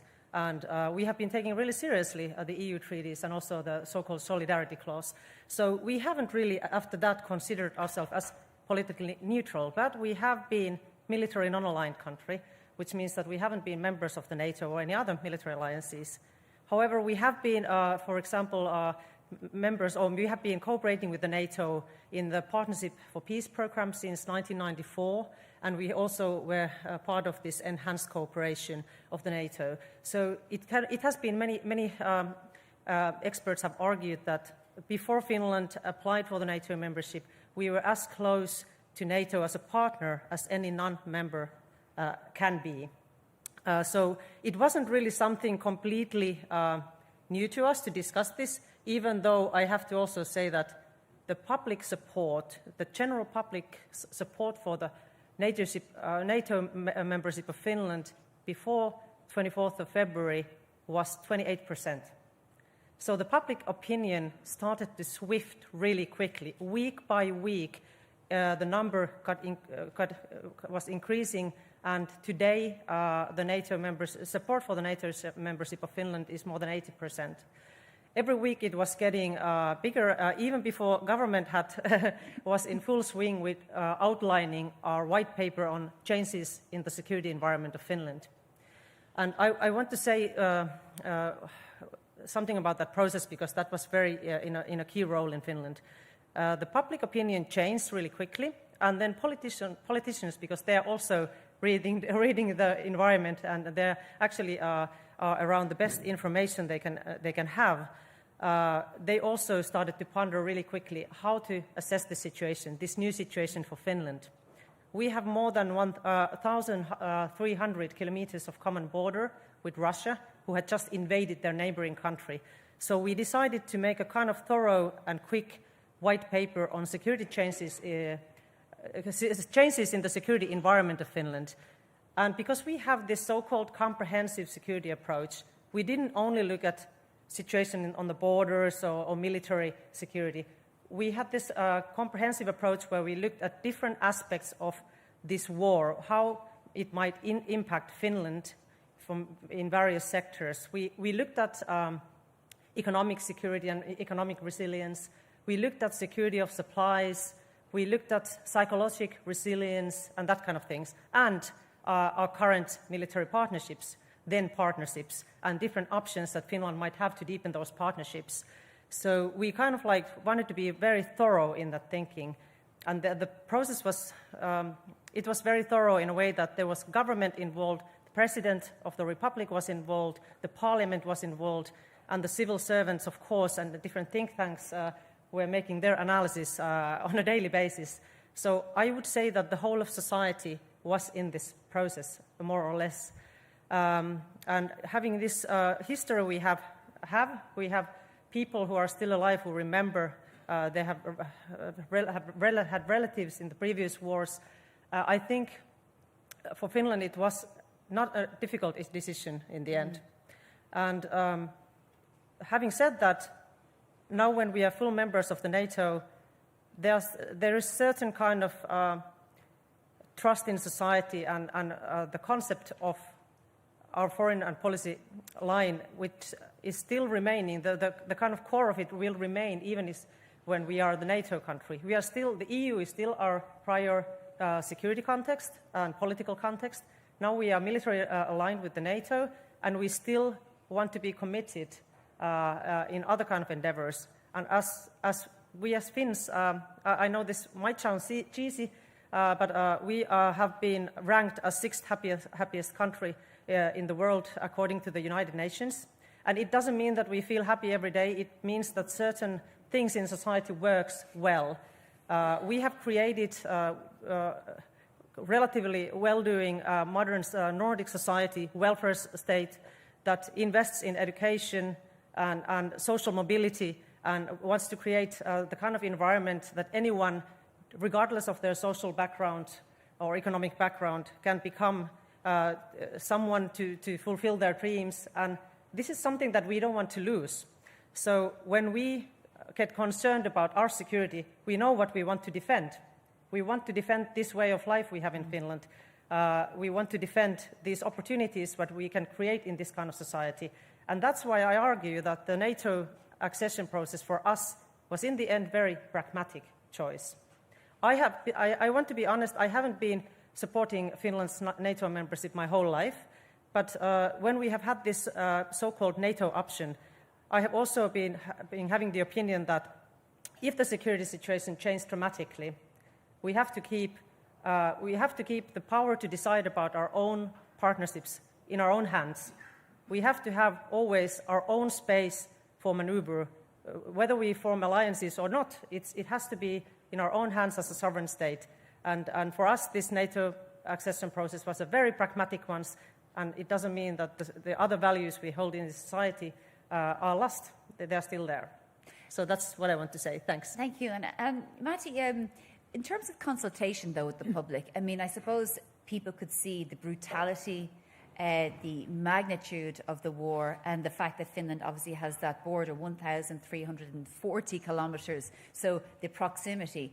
That in mind, but also was there consultation? Were people buying in to this new decision by the government, this really consequential decision to become a NATO member? Yeah, that was for Matti, sorry, I just wanted to get started. Thank you, Shona, and good afternoon. It's a privilege to be here in Dublin. So yes, Johanna already referred to public opinion in Finland, and it was remarkably stable for 25 years. And then it basically changed overnight.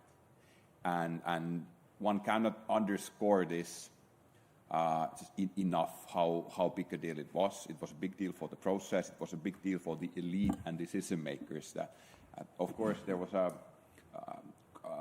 the change in public opinion coincide with the thorough revaluation among the elite, but the public pressure, I think, gave urgency for the process, and it's one explanation why the process was so fast. But it's interesting why Finns decided to change their views now or last year, because Russia had invaded Georgia in 2008. That barely changed thinking in Finland. Russia invaded Ukraine in 2014 and annexed Crimea, and it had a small effect, but then the support for membership went back to the normal level of, let's say, 25%. But then the full-scale invasion last year was a game changer. And there probably had been an accumulation of these threatening events since 2008. And the attack was also preceded by a build-up of Russian military forces, which was closely followed in Finland, and people were kind of expecting and even fearing the attack. And then on February 24th, people saw the tanks rolling in, missiles flying, and that was a big deal. And there was also there were historical memories. In 1939, when the so-called Winter War started, Finland was also unprovokedly attacked by back then the Soviet Union. And these memories are still pretty vivid. And it was easy for Finns to relate to the Ukrainians and their fight for survival. But as to the process, there was a clearly bottom-up demand for NATO membership, and the people were yearning for leadership from the government. So I think from a point of view of an ordinary citizen, I think the process looked pretty legitimate. And we had parliamentary elections this year, just a few months ago, and NATO membership was a non-issue. So that was a signal that it's not a big deal. It was a done deal, and people accepted it. And as it was pointed out already by Johanna, the support is currently at around 80%. And then one last point, there was before the process started, and for years there was, let's say, debate or discussion in Finland that whether Finland, if it one day joins NATO, whether a referendum should be arranged. And there were different views. I'd say experts like me were pretty lukewarm towards the idea, but then there were politicians who said that it would be necessary. But no referendum was arranged. And funnily enough, I think in one poll, the people were surveyed that would you expect a referendum to take place, and Finns were against the idea, because they had high trust towards the leadership. And this is also let's say a long-standing phenomenon, that Finns trust their leadership when it comes to foreign policy and defense policy. And this is, I guess, also somewhat unique to Finland. Hannah, up until then, why did people not want to join NATO? Did they feel there was enough, that Finland had enough in its own security? It obviously is one of the best equipped armies in the West. Did it feel that maybe there would be a confrontation with Russia, because obviously we hear coming from the Kremlin that NATO expansionism is a huge problem? Why did people decide that they didn't want to do that until we had this monumental war in February last year? Thank you. That is a very good question. And first of all, I would also like to say that I'm really grateful for the opportunity to be here and take part. Your question about why not NATO, I think it has had several answers in different decades. So there have been times in Finnish history when the question has not even come up.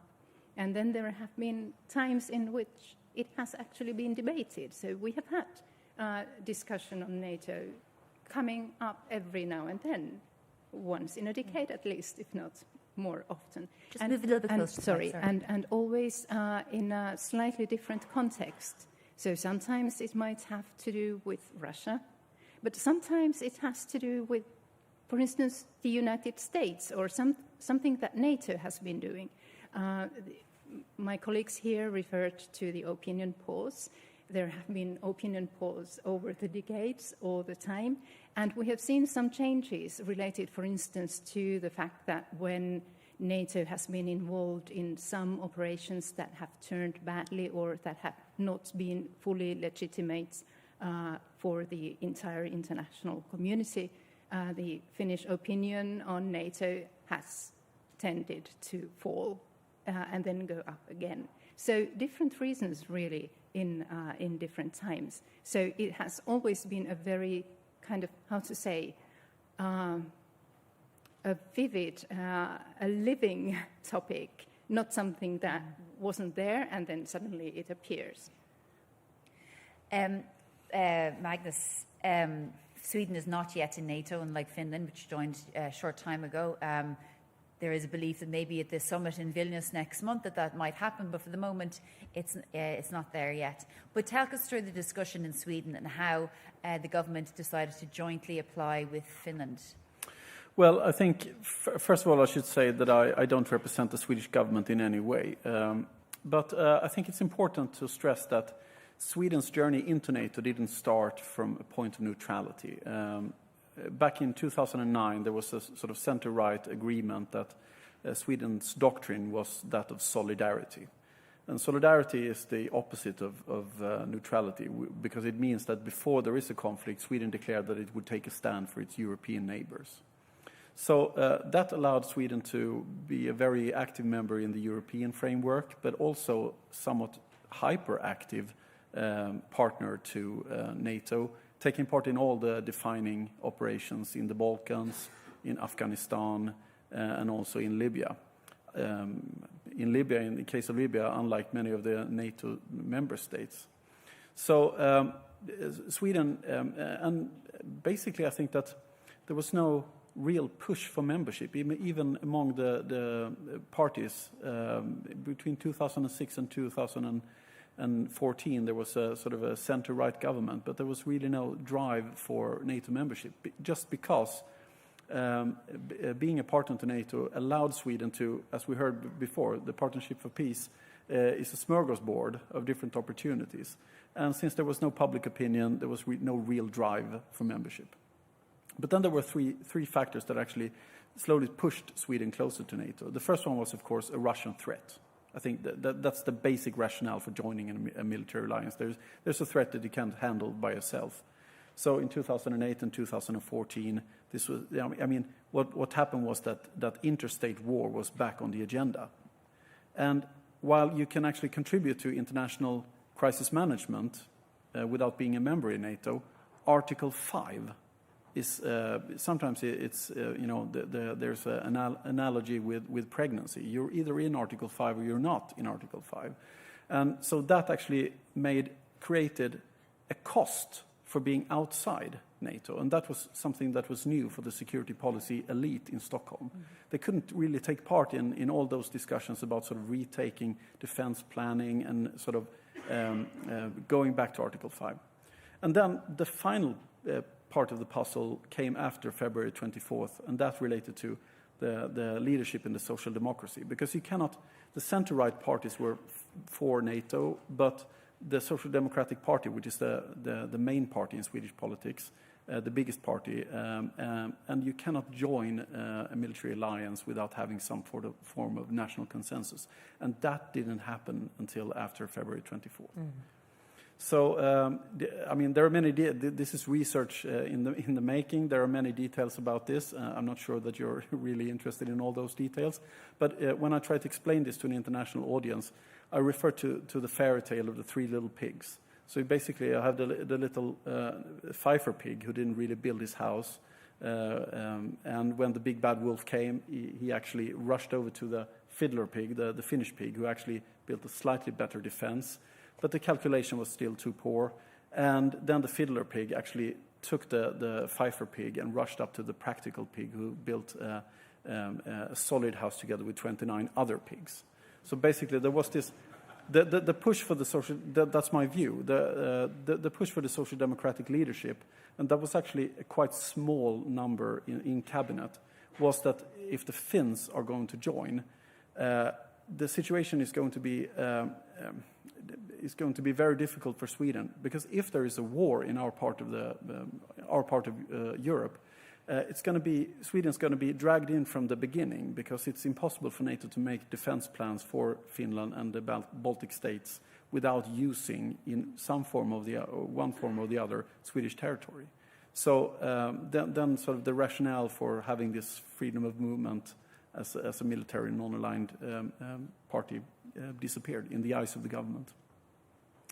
Hannah, so I mean, obviously solidarity is one issue, but defence and Article 5 is the primary reason both countries have joined NATO. What do you think are the considerations or the obligations that Sweden has now as a NATO member? Well, to start with, I'd say that I'm very happy to be here, and I also really applaud this initiative, and I think that it also, in a way, points to what has been lacking in Sweden and in Swedish public debate, because we have not had this kind of public debate around the NATO membership. It happened really, really fast, and we have a homework to do now, and we do it, maybe one would argue, in a reverse order. We should have had the discussion beforehand, right, and then taken a decision on joining or not. But due to the urgency of the issue and also the fact that we wanted to go hand in hand with Finland, made us sort of skip the dialogue before taking the decision, and this is, I think, creating also problems for us going forward. And one problem being that we have not really had the debate on, okay, so what are now the obligations for Sweden? And I think that there is certainly a lack of understanding among the Swedish general public what a NATO membership actually will mean. So this is something that we need to do going forward. But of course, currently, there's more or less no discussion at all, because everyone is just waiting for the white smoke in Ankara. But I mean, you represent the labour movement, so within that, is there a consensus that the most important thing is defence and to protect Sweden, given the nature of the war close to its border? There is no consensus within the labour movement, and nor is there actually a consensus within the Social Democratic Party. As Magnus described, this was a decision taken by quite a small circle in the leadership of the party. We had a very, sort of a dialogue process. It was not very inclusive, but there was a series of, I think, 3 consultative discussions online where party members could sort of join a Zoom meeting and pose their questions to the leadership of the party, and it has also been criticized for being far too little. So this is also something that the party itself needs to handle going forward, to try to also, find consensus on a new policy. And this, of course, also entails the importance of looking into, okay, what kind of a member is it that we or the Social Democratic Party would like Sweden to become when joining NATO, and this has not taken place as of yet. So there's no consensus within the party, and also the Social Democratic Youth, for example, took a clear stance against, as well the Social Democratic Women's Organization as well. So no, there's no consensus, and this, for us, also being an organization compiled out of 27 organizations within the Swedish labor movement, of course, also made it impossible for me and for my organization to take a clear stance, because our members had different opinions, right? So what we tried to do was instead to broaden the debate, because the problem with the small debate that took place in Sweden was that it was only focused on Article 5 and, getting under the safety of the NATO umbrella. Nothing else, more or less, was actually discussed. You want to just to comment, I agree with everything. Just to say that public opinion in Sweden shifted also. But it was a bit slower than in Finland. So it actually took up until May last year. The wars escalated in February, but up until May, until there was a majority among voters that defined themselves as Labour voters, Social Democratic voters, when they were in majority. And now there's a solid backing in public opinion for this, and we've had an election as well where it was a non-issue. As a matter of fact, public opinion, the support for a NATO membership has actually increased despite the fact that we didn't become members. Absolutely. I may also add that for the Social Democratic Party, it became almost impossible to take any other position, as there was also a clear majority in Parliament. And the opposition parties would have acted, I think, in Parliament upon having a vote in Parliament. So, you want to come in there, Joanna? Thank you. Very interesting what you both said, and I would like to comment on Finland's and Sweden's common path, because I think what you said about like how practical it would be to make it together is that it's not only like that we are the closest friends in North, together with other Nordics, of course, but it's also practical with the kind of supply routes and planning and geographically logical that we do this planning hand in hand. But as for the opinion polls and public opinion and consultation, I think it's good to follow now. Now we have just started this journey. We are only now members. We are now heading towards discussing what kind of profile our respective countries are going to have in the NATO. And of course, first we want to see Sweden to get full membership in Vilnius as soon as possible. That's really a priority for us. The first act we did as a NATO country was hand over our ratification for Sweden's membership already, so we have taken care of that. But the profile that what we will contribute to that organization, Finland has always been an active member of any partnership or organization we have been members of or making partnerships with. And I think it's relevant to think how we will be, what kind of values we also bring to the NATO. We know that NATO is a defense alliance, but NATO is also looking at many issues in today's world that are impacting its core work, such as climate change and so forth. And Finland outlines every government a new white paper on foreign and security policy. And the new government, which I am not part of, is going to do that pretty quickly, I think, in the beginning of the term, I would assume. And I think that is the policy document that Parliament and all the relevant institutions are heavily concentrating on, because that is the document around with all the political debates and public debates maybe as well are going to be had. Like, what does it mean, really? What kind of obligations and what kind of commitments we have done? And we actually joined the NATO with no restrictions. We fully committed to the treaty. So the new government and the new parliament in Finland, we have a key role in discussing how does NATO Finland look like in the future. Yeah, and Matti, is that but I mean, everything that Johanna had mentioned there about being a constructive member obviously is important, but some of those things can be done through the Partnership for Peace. I mean, ultimately, is it about protection under Article 5 that's why it's so important for Finland? Yeah. So the main reason why Finland decided now to join NATO was that there was a shared understanding in Finland that the old standing security solutions were insufficient in view of increased Russian threat potential, and by joining NATO,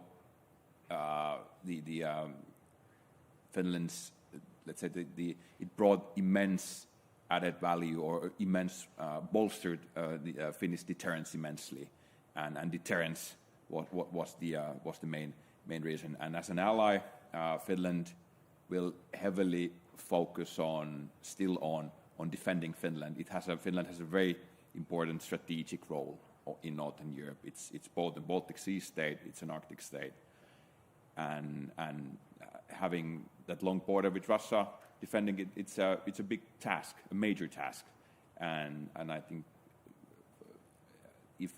Finland should be capable of defending its territory, and that's a main benefit for the alliance as well, in addition to having more strategic depth and then Finnish capabilities in the alliance. But of course, as an alliance member, Finland will also take part in various NATO collective defense activities, air policing mission in the Baltic states and in Iceland, for example. Finland may send a military contingency to one of the NATO battle groups and so on. So Finland will be an active member, but it will have a heavy and strong focus on the core task of collective territorial defense. Hanna, I mean, it's a sort of a similar question, but was there a belief in Finland that, given the territorial conquest of Ukraine by Putin, that Finland could be next, or not next, but could be part of that plan if it were not a fully fledged member of NATO? I think that might be a way of putting it.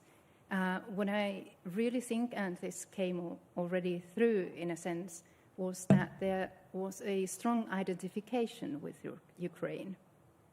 And that made it that contributed to the extremely quick change of opinion, and also to the fact that we didn't need that much of a discussion because everyone suddenly had the same view on the situation. And identification with Ukraine, with the Ukrainians, was part of it. Already the war memories were mentioned here that were brought up in private conversations and in public as well. So there was this thinking in the background. You could see the Ukrainian grandmother being escorted to a bus, and you were thinking that could have been my grandmother. And you sort of saw immediately that it could be us. But at the same time, we were reasoning that, okay, there is a difference. We are in a different position as well. And above all, we need to perhaps upgrade. Now we see that Ukraine gets certain help, but not all the help that it could get if it was NATO member. So being a NATO member now is the solution, basically. I might actually go to the audience and see if anybody has any questions. Is there anyone that hasn't actually asked a question, just by chance that would be interesting to hear from? That gentleman down or hand in the back. Yeah, you, yeah. And just introduce yourself, please, in 2 minutes. If you just keep it to that, would be great. I'll get back to you. Yeah, no problem. Yeah, sorry, my name's Simon Fogarty. I'm Parliamentary Assistant Senator Alice Mary Higgins. Just one of the speakers referenced neutrality and solidarity as if they were two opposing things. I was just assured that Ireland, as a neutral country, has shown great solidarity. The Irish Naval Service rescued 8,000 people from the Mediterranean in 2015. After we joined the EU Operation Sophia, that actually went down. So my question is, in terms of your NATO obligations, how are you squaring that with humanitarian work that was underway before you joined NATO, and how are you continuing that, or has that changed? And secondly, is more of a question, because I think the Irish people would find it deeply problematic if there was an attempt to change our foreign policy status without seeking an electoral mandate or a referendum. So I suppose, how was that kind of squared in just looking at opinion polls? Because, yeah, I just think that if there was to be a change, there would need to be a mandate. So thank you. They're great questions. Thank you. And then this lady here, yeah, who's her hand up? Yep. Yeah, thank you. First of all, just on a point of clarification, I think it's a friend from Sweden who mentioned welcome the debate. Oh, sorry. sorry. On a point of clarification, just in relation to our Swedish friend, she mentioned that she welcomed the debate. I'd just like to clarify, it's not a debate, because a debate requires both sides, and that's not what we have in this forum, unfortunately. But that's just to make that point. Secondly, just I have a question for both our Finnish friends and our Swedish friends in relation to Finland has already joined NATO.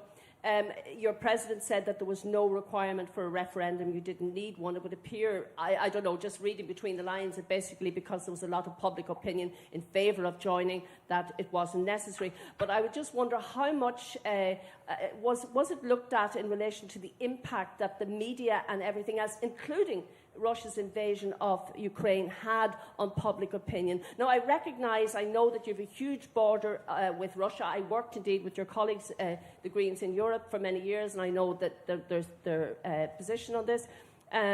But I just wonder in relation to the referendum, because in Finland, there have been, since you joined the European Union, you have the Amsterdam Treaty, the Nice Treaty and the Lisbon Treaty, all which further pushed the military agenda of the European Union. And included in that, because another point just in relation to your debate on joining NATO, because there is a mutual defence clause and a much stronger one within the Lisbon Treaty. And was that considered, because I know it has been mentioned a couple of times here by the various different speakers.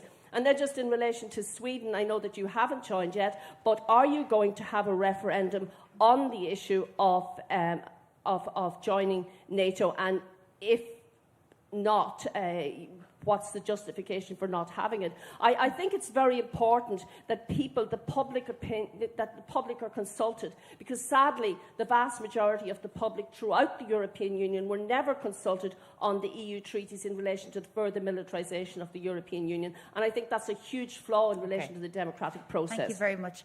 And we might just get on to those questions actually, because there's enough there. Yeah, Hanna, you wanted to go in there. Thank you. On the referendum, go ahead. Start with a couple of thoughts. The referendum was really a very important topic in the NATO debates in Finland over the decades, as we were saying. It had different elements to it. One was comparison with the EU.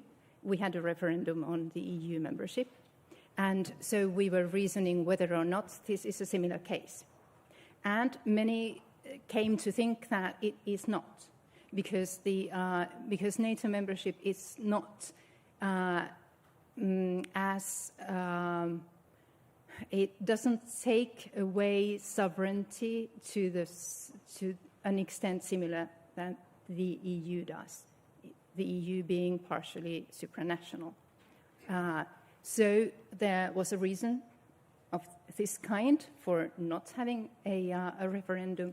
But then again, there were other discussions around the topic. It was thought that it is important. It could be positive, because if you have a referendum, then you have public debate, which we saw with the EU membership. Suddenly we had a lot of information around, we had a lot of debates that was very positive, so we thought perhaps for NATO as well, that might make people more informed.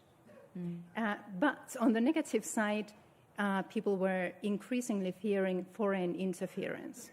So there could be outsiders who might try to influence the outcome. And then again, what would we do with the outcome? If it is 50-50, is that a base for a decision? No. If it is a no, what do we do next? Are we arranging another referendum in 5 years' time, or should we just skip it? So can we have a referendum only if we know it will be a yes and at least 65%? So all these led to a rather rich discussion, but in the end it was not really. We didn't have time, and something else happened. Magnus, you wanted to get yes, there. The two questions. Referendum. No, in Sweden, it's not. Sweden will not have a referendum. It was the Social Democratic government who handed in the application. Now they're in this year they are in the opposition, and they are not driving this as an opposition party. They're not driving sort of a referendum which would sort of. Which they said no to when they were in government. And the center-right government that used to be in opposition were pushing the government for a NATO membership application. They are not driving it either. So the two parties that are against NATO membership, they only make sort of a small reservations or notes in the public documents, but they're not pushing this, because the issue is, I mean, it's they want to be together with the Social Democrats when they form a government, and then they need to accept the basic foreign policy direction, and that has been settled by the Social Democrats. The question about solidarity. Now, of course, on a philosophical level, they're of course not exclusive, solidarity and neutrality. However, the way the Swedish Declaration of Solidarity was formulated, it was formulated saying that if a European country is being attacked, then Sweden will not be passive. And that is quite the opposite of being a neutral country. So, yeah. And you wanted to come in there as well, Anna, yeah? Yeah, about the referendum, it was an interesting question, and it's exactly like Hanna said, that it would have been something that maybe should have done already, but I think the reason why it hasn't been conducted in Finland is that, as I said in the beginning, the support for the NATO membership has been really low before the 24th of February, and then there hasn't been any parties or coalitions that had seriously kind of requested to organize a referendum on the NATO membership before this situation. And this is only my personal speculation, but I assume that the coalitions maybe pondered that that would fail. And there wasn't really any discussion about that around that kind of request.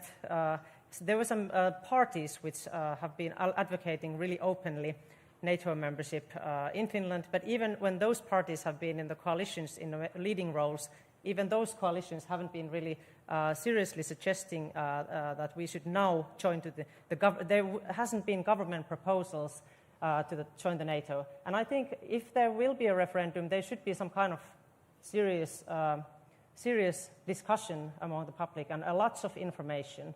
And now it turned out that something unexpected happened, and then the general public was reading the environment itself. And my former minister said that he was once asked about the referendum, that would Finland organize a referendum if it will join the NATO? And this was many years ago. And he replied that if Finland would consider joining the NATO, there will not be time to have a referendum. And it's something that he said many, many years ago, but it turned out to be the case, that Russia invaded Ukraine on 24th of February, and then Finns read the security environment. And actually, in our white paper on foreign and security policy, the NATO, so-called NATO option has been based on the idea that we read actively the security environment and act accordingly and adjust our operations and our defense budgets and everything accordingly. And we have, for example, adjusted the military budget already, before the NATO membership, we started to increase our defense spending because we were reading the environment. So we have really pragmatic, I'm not talking about politicians only, I'm talking about the people of Finland. And politicians are also people of Finland, and they were reading the situations at the same pace. But that's my assumption. And I would really like to quickly address also this question about the humanitarian work, because I think it's super important. I had the honor to lead the Parliamentary Committee on Crisis Management during last parliamentary term. And there were members of parties, of MPs from all parliamentary parties across the political spectrum. And that was about crisis management, but we talked a lot about nexus, how Finland should be active in crisis management, in international crisis management, both civilian and military, and how we should have better understanding of what happens when we consider any operations or any work, and that should be really that planning should be done together with the humanitarian actors and development workers and civilian crisis management actors and peacekeepers. So I dare to say that we have strong support for humanitarian development, crisis management nexus, because that parliamentary committee included all the representatives from all the political parties, some of which are now in the government. Sorry, I should, the question about referendum. My answer doesn't mean that, and this goes back to some of the things that Anna was bringing up. I mean, it's one thing to make the conclusion that you need more protection and joining NATO. It's a completely different thing to be a good ally.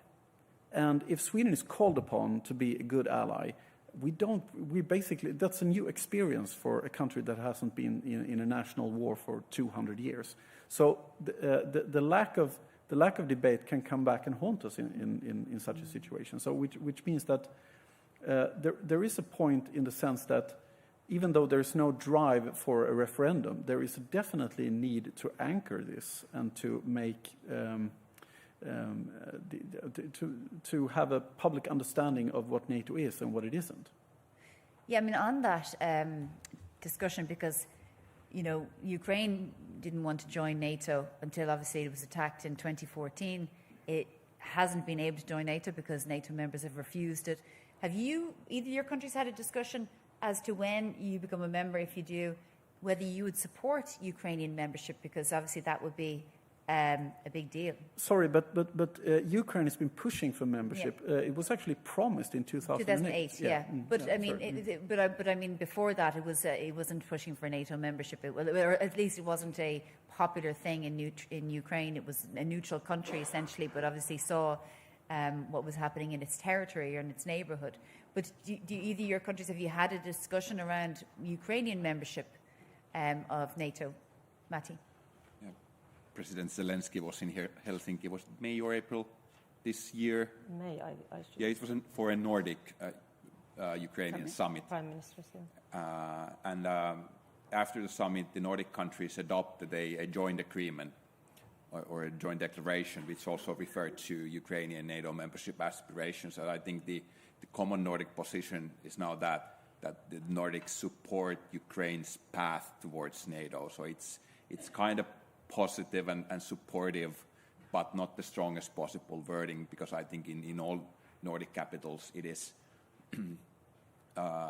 understood that Ukraine's fast track or Ukraine's membership in short term is unlikely, and there are just a ton of practical steps that can be taken and must be taken before it make it become politically realistic. But there is an understanding, especially in Finland, and given how Finland has, as a partner, supported NATO's open door policy. Finland has had a very positive view on EU enlargement, and then when there were already thunderclouds in the sky, Finland actually took advantage of the open door. So I think there are pretty strong moral reasons for Finland to support Ukrainian membership in NATO, because, I mean, being against it would be quite something and even to some extent hypocritical.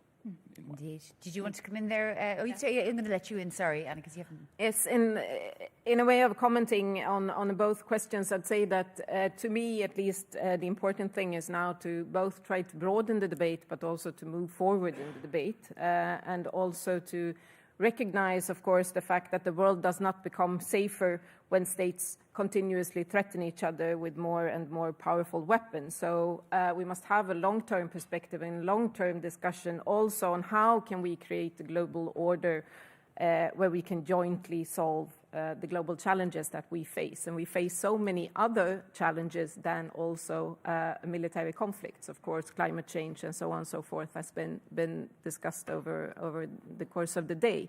And how do we invest into facing those kind of challenges and handling those kind of challenges? And I think that this discussion in Sweden, or the NATO membership discussion, has also put a wet blanket on that kind of a broader debate. So how do we find a path back to that? A temporary need to sort of strengthen defense must not obscure also the totally unstable situation that we are now in, where we put most of our funding into more and more powerful weapons. So that is for one thing. And then the other is that we've sort of, so far to me, and during the half debate that was still there during around the membership issue, was that we sort of pretended that nothing will change. But of course it will. It will change. So then we need to also discuss how do we want to act, and how can we make sure that we continuously put aside 1% of GDP for ODA. How can Sweden continuously continue to be a strong force for peace and disarmament and so on and so forth. And this whole, the situation that we are in right now has also put a wet blanket on that kind of a discussion. So this is what I look forward to when this whole membership issue is sort of out of the way, if you understand what I'm saying. how can we have a strong and good debate on all of the other super important issues that we need to discuss? Because this is not happening currently. Go ahead, Jim. Really quickly, I just agree with this comprehensive approach, which has been a long time for Finland's approach. That I see the NATO membership of Finland as one tool to one specific security challenge. It's collective defense organization, but there are many other challenges that NATO is not the best tool. It was said earlier also in the panel that there was an expert from NATO. And I think if you think of the issues like climate change, humanitarian disasters, conflicts around the world, Ukraine war is consuming our time a lot, but there are other conflicts as well. We have to have global stance. And if we want to maintain the global support for the case of Ukraine, we need to liaison with the developing states. We have been having partnerships in the past. So I think I completely agree with the ODA and development assistance argument. Okay, and the most popular question on Slido is, if, as widely believed, the cyber attack on the HSE, which is the Irish health system, was from Russia, does the panel agree Ireland now needs to join Finland and Sweden in NATO? I'm not sure if any of you want to take that question. Go ahead, Micheál. Well, I'm not that well versed with Irish foreign affairs that I would give you recommendations that would be quite arrogant. But what I will say is that why Finland joined NATO it was mainly about deterring a conventional military attack, and that's what NATO is good at. A major cyber attack could, in theory, trigger a collective response by the alliance, but that's quite unlikely.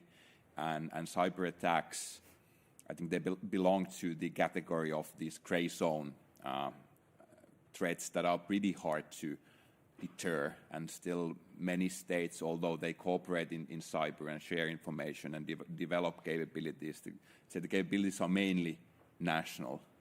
So maybe that's a useful point of view. Yeah, and I might just go back to the audience. If there's some there, the young guy there, yeah.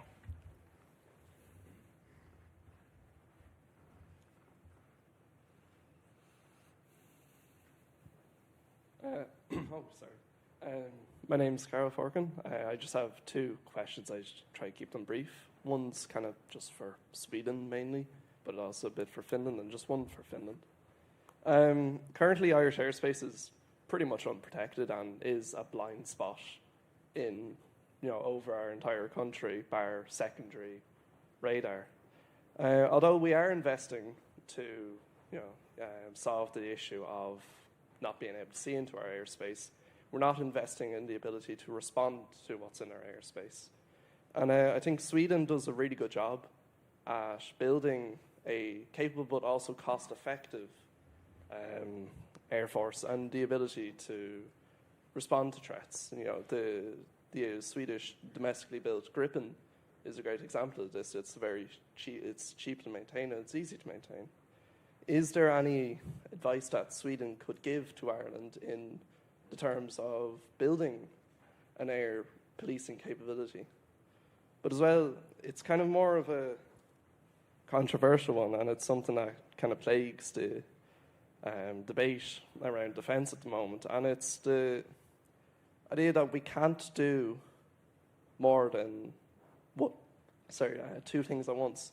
The health service is in pretty bad condition, but so is the defence forces.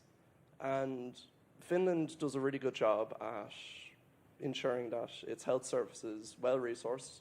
It's one of the best in the world, but it also has one of the best militaries in the world. And I just, is there any advice Finland could give to Ireland on how to build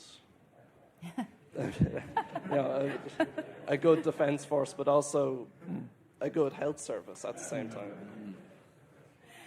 Thank you. And then because you've already, just this gentleman here hasn't asked a question, I don't think, today. Sorry, I'll get back to you. Yeah, Michael McLaughlin's my name. Just reflecting on the overall debate, but particularly one of the two of the points just made, it seems that the core issue for people to think about is, well, the role of government is certainly one of its core functions is to defend its people and defend its territory. I think there's a lot of consensus actually that hasn't been the case. It's just been mentioned that we don't really know what's going on in our seas and in the air. We don't have any sort of capacity. That's no disrespect to the defence forces. I think that's now becoming largely accepted. So therefore, we have two alternatives. We can do it ourselves alone, or we can join up with other people. Now, the consensus sometimes feels like we don't want to join NATO, but then we're going to have to do it ourselves. We're going to have national self-defence. So I wonder, to the two countries here have had national self-defence for about 75 years. Can they tell us or describe what national self-defence looks like for a country that we spend about 0.26% of our GDP on national self-defence at the moment? And most people accept that it's not going very well. So have they any advice for a country on national self-defence and what that looks like? And then just final question to this gentleman here before we go to the panel.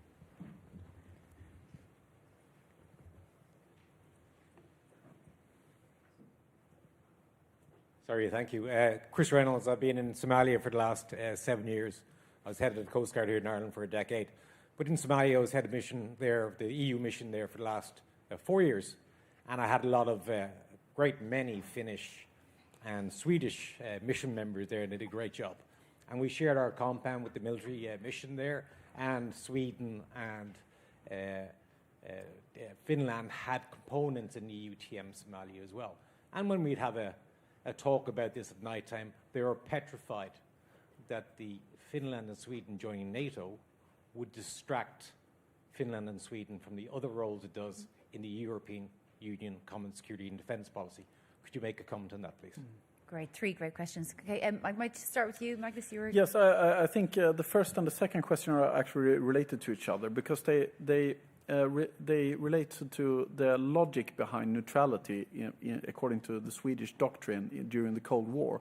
And the doctrine was armed neutrality, to create credibility for your role being outside in a war. You need to have the capabilities for yourself. Our Swiss friends told us about that as well. But the short answer is that it's very expensive. We're talking about the Swedish defense spending during the Cold War was like 5-6%. And I don't think that any current government really have the appetite for those defense spending figures. And that goes back to the question about having an air force and being a small country.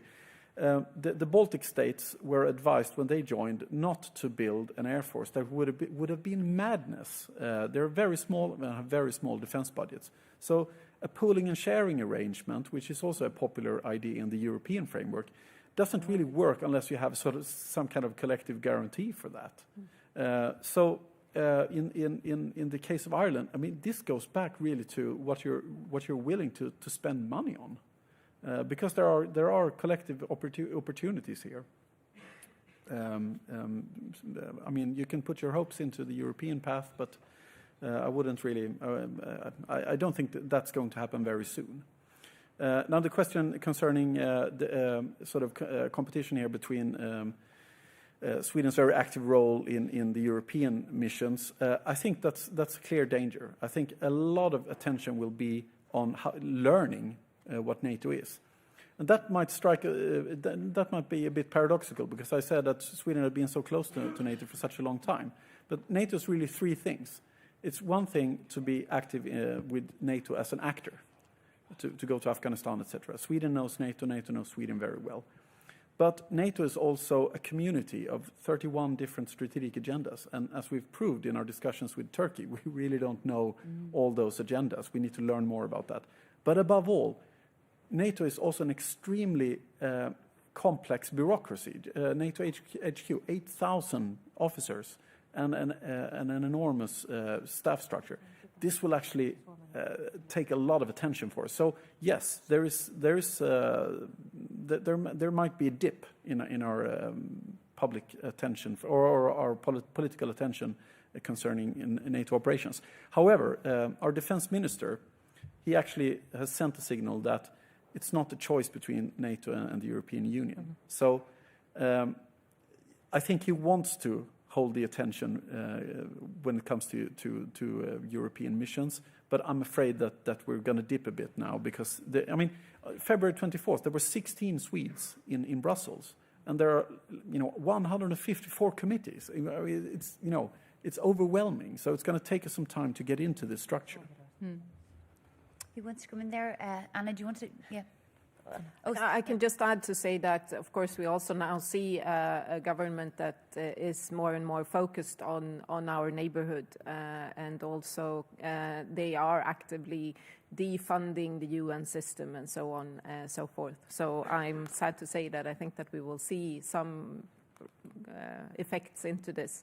And I think that what is needed is actually the opposite. We need to invest more in the multilateral system, to put aside more funding for military expenditure. It's not enough. We really need to invest in peace and the broad security concept rather than only deterrence, which will maybe keep us safe in the short run, but in the long run, it will only it will not keep us safe, basically. So we need to do both, and I'm sad to say that we see a government cutting back ODA, cutting back on funding to the UN system, not only, but diverting a very large attention, of course, to the Swedish neighborhood or the European neighborhood, forgetting about some of the global crises or the crises in other parts of the world that also really needs our attention. Is that something that is happening in the Finnish experience as well, that less money is going into the multilateral system and it's really concentrating on protecting the European security structure? Well, I think war in Ukraine is not only a European issue. It has already had global consequences, and it's a global issue, and it's severely deteriorating the UN Charter and international rule-based order. And I think for us, as a small country, it is a basis of our safeguards as well, having this international rule-based order in place. So I think also in NATO membership, as a reaction to this situation, is linked to this thinking that we need to defend also this international rule-based order and international treaties. And it's not only for Europeans, so it's not only for Finland. If I understood Mr. York question correctly, that you were asking about whether NATO membership would diminish our contributions to the EU missions, or not just in the comprehensive approach. Yeah. Missions, yes, but also within the comprehensive approach. Yes, I think that's a very good question, because I've been personally following up crisis management quite a lot during past 15 years, and I think the parliamentary consensus for Finland's active role in crisis management has been really, really great. And we have discussed heavily how we should be really active in both EU and UN operations. And we have been really active, for example, in civilian crisis management. Regarding our population, we have been really heavily contributing experts in international missions, and almost half of them have been women. So we have practically also implemented women, peace and security agenda with means of civilian crisis management. And I think we can't lose that. I think we still need to be active in EU missions and UN missions. Also reflecting to what Anna said, we can't focus only on one tool. We need all the other tools as well to have this broad perspective. There's a question from Stephen Kerr, another popular question. I think it goes to sort of your solidarity point, Magnus. Does the panel agree that common defence is common sense? Matti, or if you want to take that? Yeah, I'd say that common defence or defence cooperation from a small state perspective like Finland, it's increasingly necessary. The spectrum of different threats and challenges is wider and wider. New technologies, there's space involved, and weapon systems are getting more and more expensive. So there's just a strong need for cooperation. I think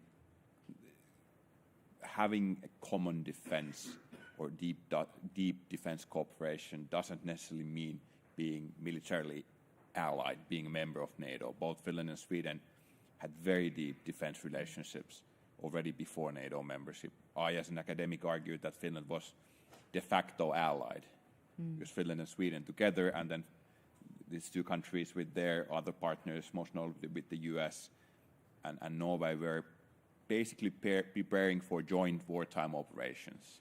So say that, and it was seen necessary for deterrence and a good way to improve your national defense capability. So it's just say that it's a common defense or defense cooperation is increasingly necessary. Hannah from Rory Connolly, who's a student. Prior to February 24th last year, how did the pre-existing close partnership with NATO help to build defence capacity and a credible deterrence for Finland and Sweden? It certainly did. I think the overall discourse about the partnership has been that it serves well in the sense that it helps the partner countries develop their capabilities. And this is what we have been saying also about taking part in operations. So they serve us. They not only help solve the problem, but it is also something positive for our own development. And in that sense, the answer would be yes. But I think the most important and immediate impact of partnership and this very, very close partnership that we had was that the actual membership process was so incredibly quick. So I think that was the main thing. It's going to go back to the audience. Two gentlemen there, if you want to. And then one over there. Yeah, three there. All men. Yeah, thanks everyone for your time and informative answers to the various questions. My name is Luke Halley. I'm a security policy researcher from the European Security and Defence College.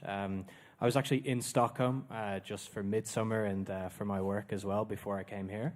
And I actually have a very specific Swedish question.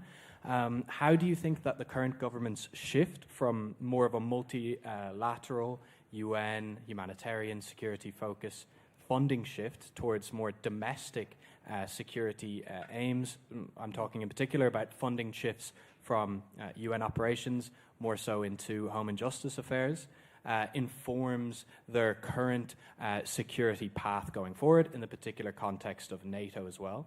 As I'm sure most people might not be aware, Sweden actually has the highest per capita gunshot homicides and explosive attacks in Europe, which is quite surprising. And during the week I was there in Stockholm, a lovely city, by the way, very clean, very nice, a child was shot in a park in southern Stockholm, which is like South Dublin, the very posh, nice part of Stockholm. Very surprising to see that. Something I did not expect. It was my first time in Sweden, and I saw a helicopter land in the park to lift this child away. And I just wanted to ask the Swedes how that current unfortunate reality in their own country in terms of domestic security dilemmas informs the current path forward in the context of global security in general. Thank you. Thank you. That gentleman beside you. Sorry, my name is Micheál Murphy, recently retired as Defence Policy Director for the Department of Defence here. And it's just a question going back to Nordefco, where Sweden and Finland, together with a number of members of NATO, cooperated within the Baltic region on defence issues. And I'm just wondering what lessons came from that and what level of cooperation you had in that regard, because as neutral states you were cooperating in relation to significant defence input, including in the Baltic Basin, in the Baltic Sea Basin. And like one of the issues that Ireland will need to be looking at is cooperation within the Atlantic, looking at marine lines of communication, sea lines of communication, trafficking, so on and so forth. The area is too big. We're never going to be able to do it on our own. So just what lessons can Ireland perhaps take if we're not going to be going into NATO, which I don't think we will be going, but what can we take from that in terms of enhanced cooperation with our European neighbours in relation to what are more security issues than defence issues, I might say? So I don't think it compromises our policy of military neutrality. Great question. And then there's just one over here as well. Oh, and there, yeah. Oh, you go on, go ahead. Both of you. Yeah, my name is Diarmuid Pivoy. It could be very difficult for Ireland to envisage joining NATO, and I think the government will be very shy of having a referendum on that subject. And I'm wondering if, short of being full members of NATO, either Finland or Sweden had other options in mind in case that couldn't happen. Would there be any other workable ideas that would be sufficient for you in the current world environment, other than full membership, if you hadn't got it? And then finally, Declan there. Thanks. Can you hear me? Yeah. Kieran stole my question about Nordefco. Just introduce yourself. Sorry, Declan Power, Independent Security and Defence Analyst, and ex-Irish Defence Forces. I was just saying Kieran stole my question about Nordefco, but following on from that, I served with your citizens on various overseas missions, both Finnish and Swedish, and I was always struck by, regardless of what rank they were or what their experience was, they had a very strong sense of the mission they were involved in. And I would link that into something the earlier speaker from Finland talked about. There was a very much a psychological link in with the average Finnish and Swedish citizen as to their nation's stance. And is that down to this concept of psychological resilience that both of you have been building? I know the Swedes in the 80s developed the idea of psychological defence. And if so, how do you go about building that kind of a resilient mindset within your civil population, which I think in the current climate will be fundamental to protecting ourselves within Western Europe? Thanks. Okay, a lot of great questions there. Do you want to start off with them? Yeah, I can maybe start with a question on domestic security, because of course this is, I'd say, the issue that is the most debated one in Sweden currently, and that also attracts the most of the attention politically. And in a sense, the domestic security debate also resembles the international security debate in a way that the answer to everything is sort of more arms or more police in this domestic issue. So if the only sort of tool you have is a hammer, then every problem will look like a nail, right? And so my frustration goes into the international security debate, and me asking for a broader debate on how to create true security or common security, proper common security, also is the same when it comes to the debate on the domestic security. If we will be able to solve this issue, we need to have a whole toolbox of all sorts of different issues, answers or policies. This problem is not only caused by the fact that there is a lot of arms going around, but it's also a social issue. It needs also social policy, better schooling for kids in the suburbs, a whole different kind of housing policy, etc., etc. But too little is invested into those areas if we are to properly solve this problem. Only lately, I'd say in the last few weeks, this broader debate has come around. And you mentioned this kid. This is unfortunately not the first time innocent people get caught in line of fire. And I think that the broader debate has not been, was evoked by the fact that all of a sudden quite a lot of innocent people were actually affected in a way that we have never seen before. So hopefully we will be able to broaden the debate on these domestic security issues. But so far it's been more police, longer sentences, all sorts of hard policy proposals, but not leaving a lot of space for the other issues that needs to be discussed. Yeah, Matty, just go ahead and then.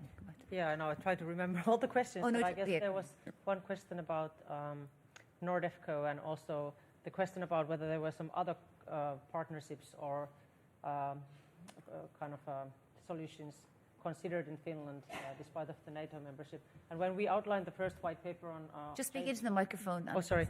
When we outlined the first paper on changes in the security environment, we were looking at all the existing partnerships, military as well, and of course Nordefco and Nordic defense cooperation in general has been for a long time really well functioning, and of course deepening that was one issue. And then we are also members of the CHEF, a Britain-led Joint Expeditionary Force. That was one listed form of cooperation. Then existing NATO partnership. and many other issues. And of course, we have also deepened our bilateral discussions and cooperation with, for example, Britain and US. So of course, we looked at on a broad sense of different options, but it was quite clear from the beginning that the NATO membership was the one that the general public was also on the lookout for. So that was quite clear, but we were having a thorough analysis. Matti? Yeah, and on NORDEFCO as well, that there's been a strong tailwind behind Nordic defense cooperation since 2014. And there's the NORDEFCO structure as an umbrella, but there are also numerous more regional and tailored defense cooperation formats. So Finland, Sweden, and Norway are cooperating in the high north land domain in the European Arctic, because there Finland, the respective northern parts of Finland, Sweden, and Norway constitute a one strategic space. And then Finland and Sweden have been cooperating in the Baltic Sea. Their navies have very close collaboration. Finland, Sweden, and Norway have, for the better part of 10 years, on a weekly basis, have joined exercises between their air forces. Sweden, Norway, and Denmark are cooperating on the North Sea and the Danish Straits. And the idea here is that they're very tailored for a certain purpose, and it's driven by shared interest. And now, when all the 5 Nordic countries are in NATO, we are having a historic situation where the security doctrines and also, to some extent, the threat perceptions of all Nordic countries are aligned. And that's a big deal. And in NATO, the cooperation that has already taken place will constitute the basis for also many alliance activities like joint military planning. It's quite, it would be logical, let's say, when NATO is considering how to defend Finland, that Sweden and Norway and their troops are somehow involved. And then this has been practiced already trilaterally, bilaterally, and through broader Nordic activities. Yeah, go on, Hanna. Just adding very shortly, this NORDEFCO questions, 2 of them. Actually, they are very helpful in understanding also something about the future developments that we need to be talking about. One could have thought perhaps that now that all Nordic members, all Nordic countries join NATO, there is no need for Nordic cooperation or this NORDEFCO. The contrary seems to be the case. So people say there is even more room for Nordic cooperation. It will become even deeper. This is really interesting, and it is also a choice that we need to make, but not a fully uncontroversial choice, because it might lead to reactions in NATO saying that, wow, if you defend your territory, you don't need us, so take care and goodbye. Or then it might lead to discussions about whether NATO is going to have this regional or sub-regional dimension in the future as it enlarges. So fundamental questions about where NATO is going, how it is developing, and this is exactly where we need the debate starting and ongoing now. Yeah, can you come in on that, Magnus? And the other thing I was going to say, yeah, go on. I think that's a question about NORDEFCO is a very constructive one, because maybe there is a room here then somewhere between discussing the security policy doctrine and not doing anything. Because NORDEFCO was a bit of a paradox, because the Nordic countries are very similar in everything except for security policy up until now, the NATO memberships. So expect to create such a framework, and there is a Central European framework for this. The French and the Germans have one framework, and the French and the Germans and the Poles have one framework for this. Expect not this to solve every problem. It's good for exercises. It's good to build common understanding among certain aspects of security. It's good for sharing recognized air pictures and sea surveillance, etc. But and it can build trust to take further steps. But it's not going to be the sort of the final piece in the puzzle. A question about psychological defense and resilience. Just a short one. In Sweden, we actually scrapped that because we thought that we would never need it again. So we are now looking eagerly at the Finns, because Finland never scrapped its total defense concept. Just real quick, because I want to ask about joining NATO. Go ahead. Really quickly about psychological resilience, I forgot to reply to that. That was one thing we shortly also touched upon when we were doing those white papers on security changes, and we even discussed the meaning of, for example, culture and libraries and that kind of things for people's resilience, so the mental resilience in the kind of times when there's a lot of turmoil around. And I think we have to take that seriously. We need this kind of build blocks with building our national identities in a positive way and giving us some kind of psychological resilience in these kind of times. Just Hannah mentioned factiousness within NATO. I just wanted to ask you, the Swedish group there, what's the feeling about Erdogan delaying, Swedish membership in relation to the PKK, intervening on something that's not related necessarily to Ukraine, at all to Ukraine, and this demand that people be handed over? Well, I think I get asked this question at least once a day. Is this the first time? Yeah. Or? No, I think this is a story of 3 negotiation tables. There's one between Sweden and Turkey, and many in Sweden believe that this is an important negotiation table. Then the question is about PKK, it's about terrorism. Sweden has adjusted its legislation, etc., and the Turks will then need to see that this works to counter PKK. The second negotiation table is between Turkey and the United States. They had Ibrahim Kalin and also on the American side Jake Sullivan and Victoria Nuland. Then the question is, of course, what do the Turks want from the United States? What are they willing to buy? Is it an F-16 package? Is it extra room in the new command structure? Is it, as some would claim, that the United States need to adjust its policy for northern Syria in order for the Turks to let Sweden in? And the final negotiation table is, of course, in the United States between the White House and Bob Menendez in the Senate. Who can actually say no to an F-16 package. Now, what do I believe is important here? I believe that everything that goes on in between Sweden and Turkey, that's sort of the children's table. That's actually sort of a bonus. I don't think that someone waving a PKK flag in a small town in Sweden is actually sort of what's behind this. I believe that the main negotiation table is between the Turks and the United States.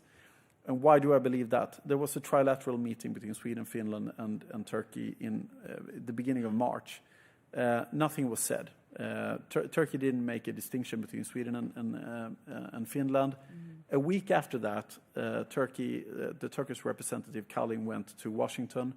He was given linking the question of Swedish and Finnish membership with support to Turkey. He was given a guarantee support after the earthquake, but also an F-16 package modifying the existing F-16s. And when Kalin came back to Ankara, suddenly Finland was ratified. So I believe that what goes on between Sweden and Turkey is, of course, important in some sense, but I believe that the main issue here is between the Turks and the United States. What are the Turks willing to accept? I mean, not even the scholars that are specialized in Turkey can really say. So, but given the fact that the alternative here is a fundamental crisis for the entire alliance, I still would say that I believe it's a greater probability that Sweden will join at Vilnius, be ratified or promise to be ratified at Vilnius. And Anna, do you want to come in there on that? And also what do you think is behind maybe the Prime Minister of Hungary's decision not to give the green light yet? Well, I agree. I think that the big table is between Turkey and the United States, and I think that Turkey has taken advantage of the fact that Sweden apparently also, in a way, liked to sit at this table, even though it was the children's table, and Sweden didn't really realize it soon enough, but gave a lot to start with, and maybe a bit too much. it could have been played in a more smart way. Hungary, I say, is because, of course, Sweden has been very vocal on the rule of law and democratic backslide and so on and so forth within the European Union, and they had a chance now to get back at us in a way. And it also relates to the question on I mean, the changes the potential changes of EU, NATO membership. I think that this is now the time for Sweden to also show that we will continue to stand up for rule of law, for democratic values, for human rights, etc., and really show backbone and in this. Just short. May I just add there, because if Turkey continues to block Swedish membership, I think then at Vilnius, I think then the alliance will have a Turkey crisis. There will be a crisis definitely for the open door policy. And also, I think it will actually underline the fact that Turkey, under the current circumstances, is actually sort of challenging NATO's own self-perception as this white knight defending democracy and the rule of law. So that could actually sort of be sort of triggering sort of a fundamental debate about the nature of the alliance. And just very short, I think it would also actually challenge the big support and the strong support among the Swedish general public, because I honestly, we're getting a bit tired. Okay, I think everyone's a bit tired here as well today. So I'm covered in notes telling me to wrap up, so I better do that. Thank you very much to our excellent panel. Johanna Sumavori, Matti Peizu, Hanna Ojanen, Magnus Christensen and Anna Sundström. And I'll hand you back to Louise Richardson, our chair. Thank you very much.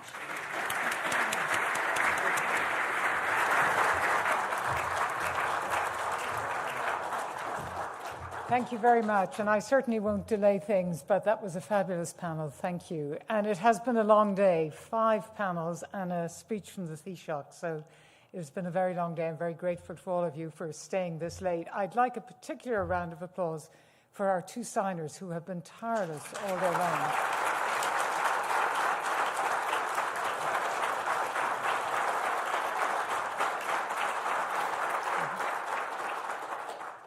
We covered a lot of ground. We reopened many of the issues that we have been discussing for the past 3 days. The constant theme of the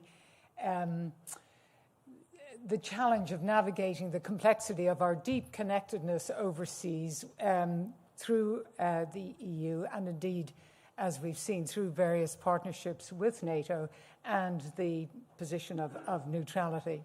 This afternoon I found completely fascinating where we saw that neutrality means very different things in different countries, has been navigated in very many different ways. Some debates around referenda are debates we would have here. Some debates around conscription are debates I wouldn't anticipate here. So a real extraordinary range of lessons to be derived from the experience of many like-minded countries. I also thought there was a real sense of pride in the room from the deep engagement of our colleagues overseas, from Martin Harrington in Iraq, Maura O'Sullivan in Ukraine, or Commander O'Brien in the naval forces. So a real sense of pride in the engagement that does take place. But tomorrow we have yet again 5 more panels and a speech.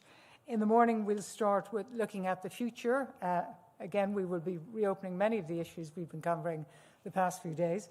Then we're going to look at a topic that, surprisingly enough, hasn't come up much in the past few days, but one that is not far from the surface in any discussions I've been involved in, and that is the emerging threat of disinformation. It was alluded to here in the context of referenda. Then we're going to pick up an issue that has been alluded to multiple times, and that is the capacity of our defence forces. Then in the afternoon, we're going to have 2 panels on the issue of neutrality. Neutrality has been discussed at every panel, but these will be the first 2 panels focused exclusively on the subject. The first in the historical context, and the second looking at definitions of neutrality, the options and the implications. So we have another very busy day ahead tomorrow. Thank you to all our panelists and moderators today. and to you for participating. Look forward to seeing you back here tomorrow. Thank you.